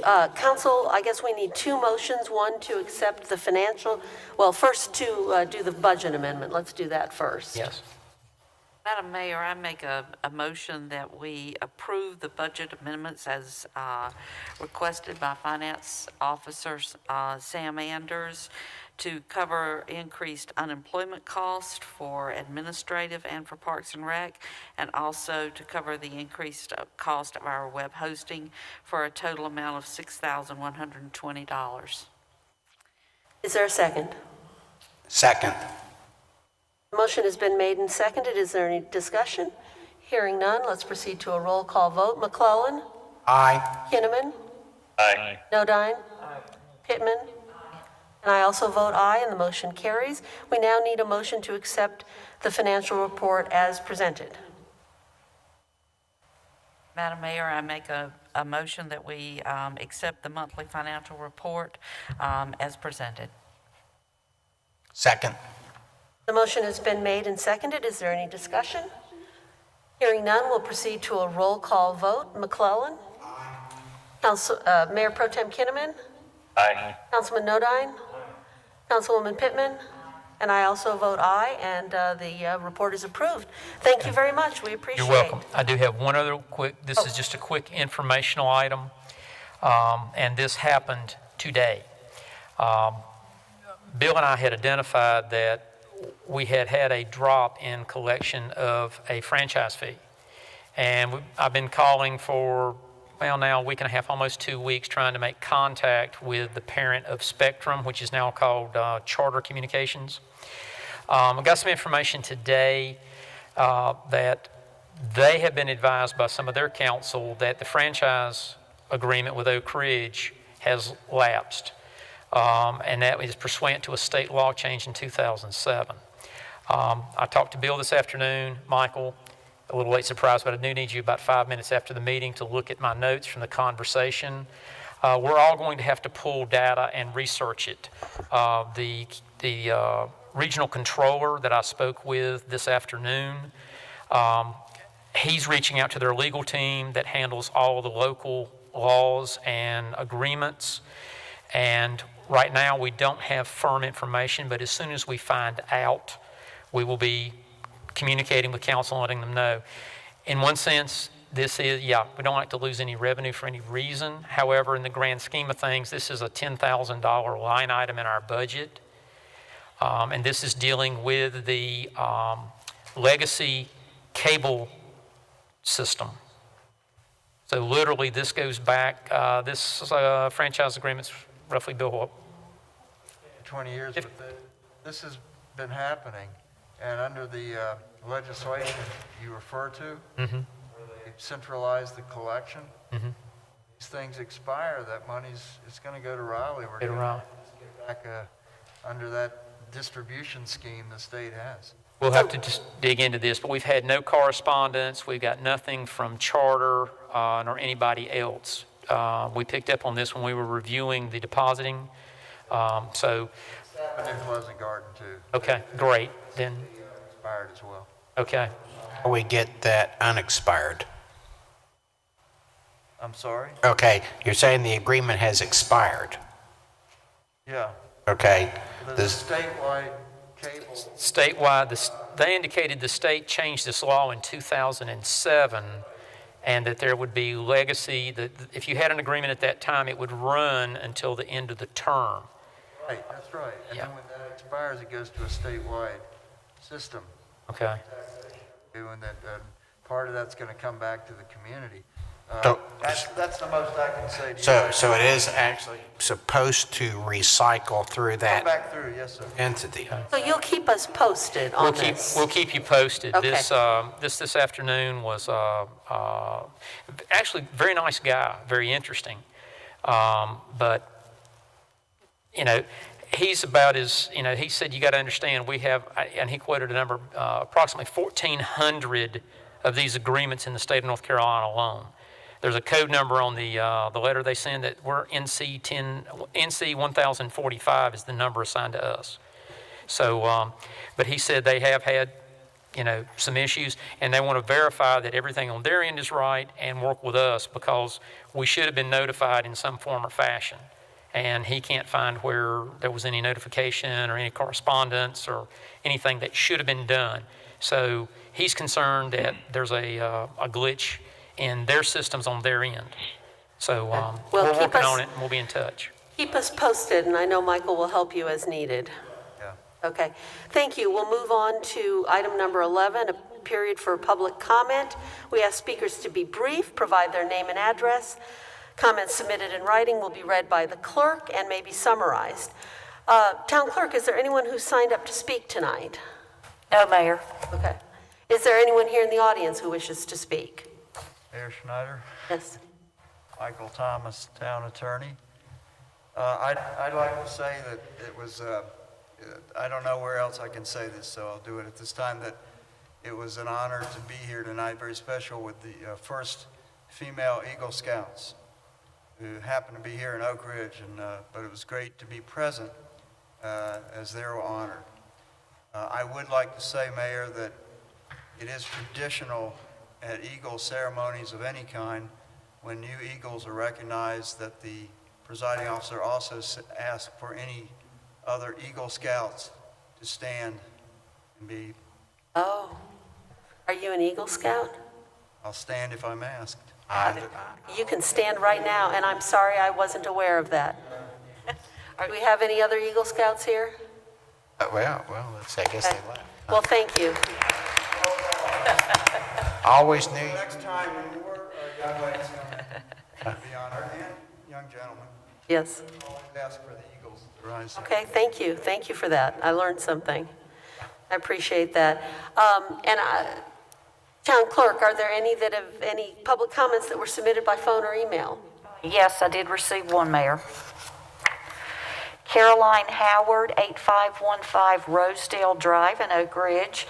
Northwest High School seniors Caroline Howard and He-She Ulak are participating in the Leukemia and Lymphoma Society's Triad Students of the Year program, and they would love the town's support. The Students of the Year campaign is a 7-week leadership development program where high school students raise money and awareness toward the fight against blood cancers. All donations go toward blood cancer research, services and support, and patient advocacy. She joined this campaign in memory of her grandfather, and Caroline joined after her Northwest Middle School math teacher, Mr. Sasser, passed away from lymphoma last summer. Both were greatly impacted by these losses and want to make a lasting impact on the health of the community. They have formed Team Hope in an effort to raise $25,000 for LLS by April 8th, and they ask for support in making a tax-deductible donation.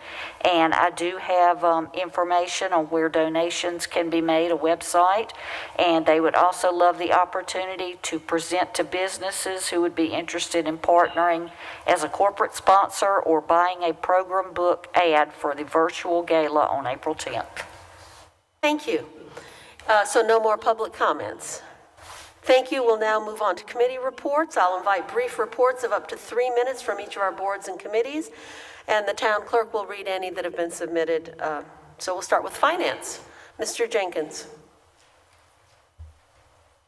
John Jenkins, 6700 Ashton Park Drive. We had our first Finance Committee meeting of the year on March 1st, and we're pleasantly surprised that we had more revenue come in than we anticipated. A lot more revenue came in than was anticipated, and the staff did a good job of controlling expenses as well.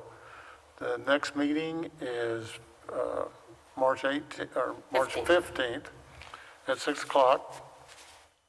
And it will be virtual, so anybody that wants to attend can attend, but they're going to have to let Bill or Sandra know so that they can get the invite to the Zoom. Any questions? No, thank you very much. Water Advisory Board hasn't met, and I'll invite Mr. Ruck forward to do Historic Preservation Commission, and maybe you can just stay up and do special events at the same time if no one objects. Caroline Ruck, 8886 Cravenwood Drive, Oak Ridge. The HPC met for its regularly scheduled meeting on February 17th via Zoom. The HPC approved a COA for Alex Wirtz, a representative of the Oak Ridge Swim Club, for a change of paint color. The swim club is located at 2039 Oak Ridge Road. We also continued a COA for David Flanders, JAAJK LLC, for a single-family residence at 5919 Billett Road. As well as Debbie and I met with David Flanders and Drew Stokes of JAAJK LLC for the design review of a single-family residence. And I'm happy to answer any questions. Thank you. That's great. Thank you for your service. And do you want to go on with special events? Absolutely. So Patty met with Bill Bruce, the town manager, last week to review the special events budget for the coming year. A major thank you to the town council for including matching funds of $68,000 over the next 2 years for the veterans site and the town budget. Bill Bruce also continues to finalize the construction document contract for the veterans site with Revington Reeves. We anticipate approval within the next 2 weeks. And the major focus of the committee going forward will be putting a formal fundraising process in place. This includes the review of the veterans fundraising document, outlining levels of sponsorships and associated dollar levels. Please note that any size donation will be welcomed. And development of a formal handout detailing the specifics of the fundraising program and pledge letters and follow-up letters as well. A video presentation for large sponsors will be available, and identification of sponsors to invite will be part of the fundraising effort, and a process on how to meet with them will be going forward. Social media fundraising information and updates as the progress of the fundraising continues. The committee has set the date of April 1st, 2020 to have these items in place. The current balance of the Veterans Fund as of January 31st, 2021 is $8,399. Patty also attended the February meeting of Parks and Rec Advisory Board and brought them up to date on the Veterans Project. Any questions? Thank you. Okay, we'll move forward then. And I know it's late, so if you need to leave, that's fine. Planning and zoning, do we have a report from them? They did not meet. Okay. Mountains to Sea Trail? This was submitted by Ann Steele and Bill Royal, co-chairs. Our work days planned for the weekend of February 13th were rescheduled to February 27th due to the weather. 13 volunteers worked on the 27th to improve drainage, reinforce a stream crossing, install posts for signage, and relocate bridge materials. The emergency locator signs have been installed every quarter mile along the existing cascades and headwaters trails. We are working with the fire department to get these GPS located and entered into the system. With this work completed, we are now starting to focus on trailhead and directional signs. The committee also met this month with Piedmont Land Conservancy to review the progress and plans for the Bandera Farms property. We are scheduling time next month to walk the property and discuss future connectivity to Summerfield and Greensboro. Thank you. Conservation Easement Committee has not met. We heard special events and Parks and Rec. This was submitted by John Garrett and John Browning, co-chairs. They held their monthly meeting on February 25th via Zoom. They approved the use of the park for 3 nonprofit organizations: Pigskins for Hodgkins on March 27th, Hannah's Haven 5K on April 24th, and a Memorial Day celebration on May 31st. They approved Phyllis Anders to continue as the Parks Advisory Board representative on the Redmond House Subcommittee. They conducted discussion about suggestions for a name for the Whitaker property received to date. Currently, a total of 47 suggestions have been received.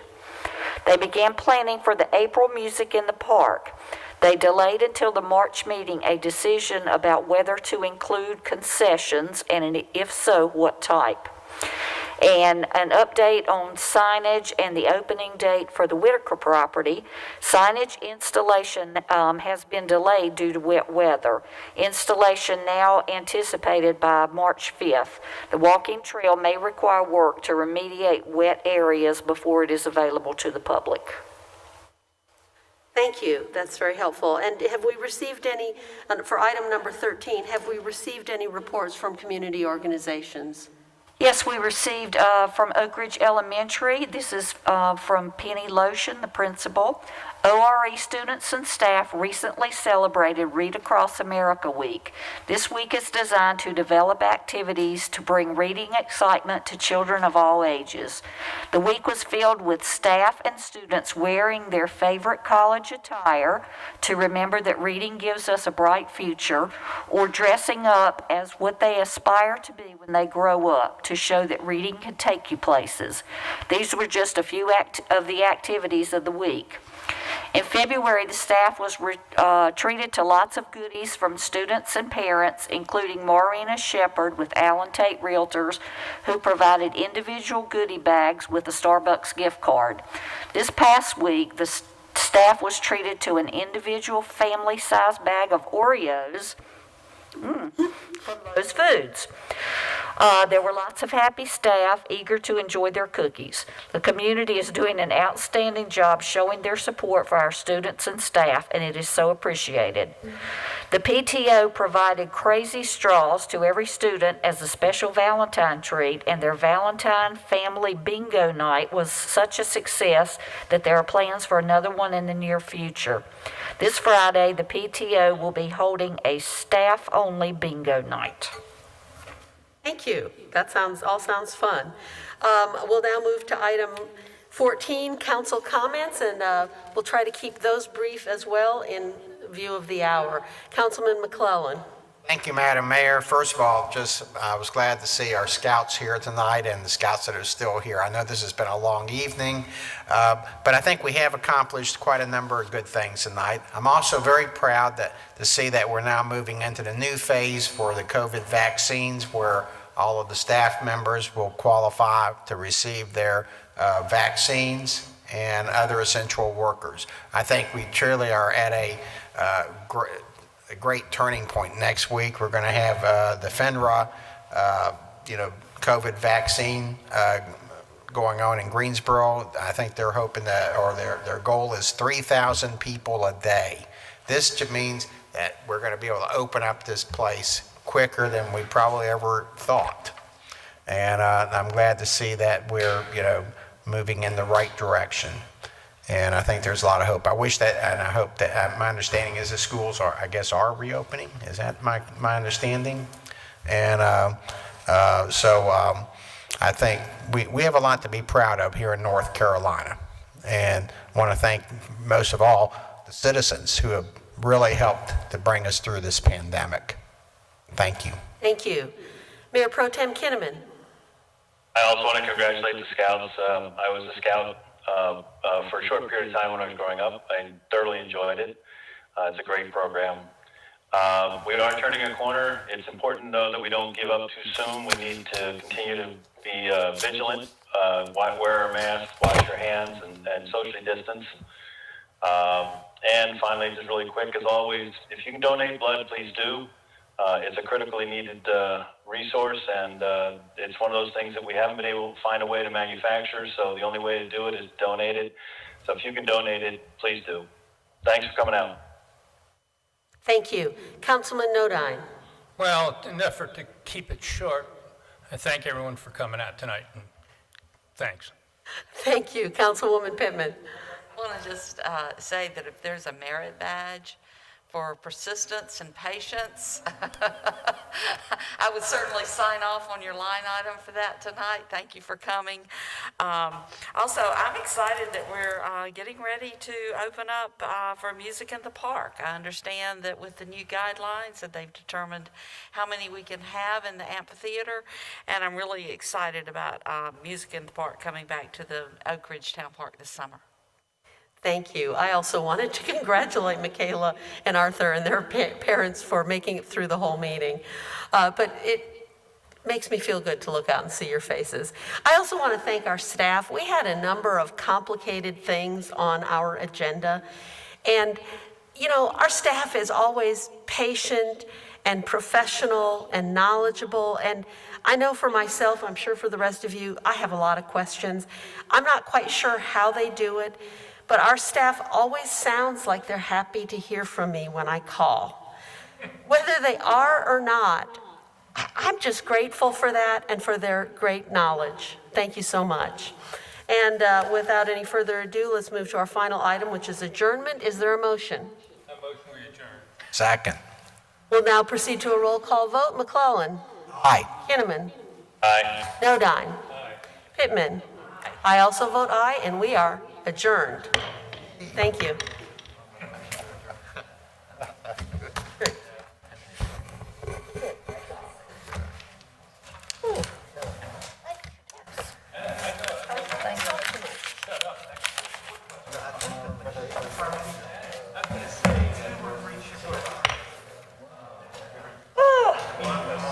That was a long one.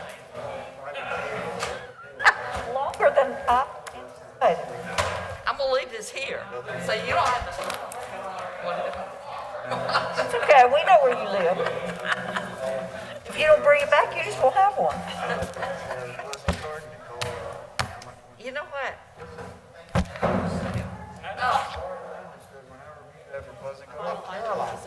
It's several days of Oh, yeah? happens. Kinnaman. Nodine. I also vote aye, and we are See ya. adjourned. Thank you.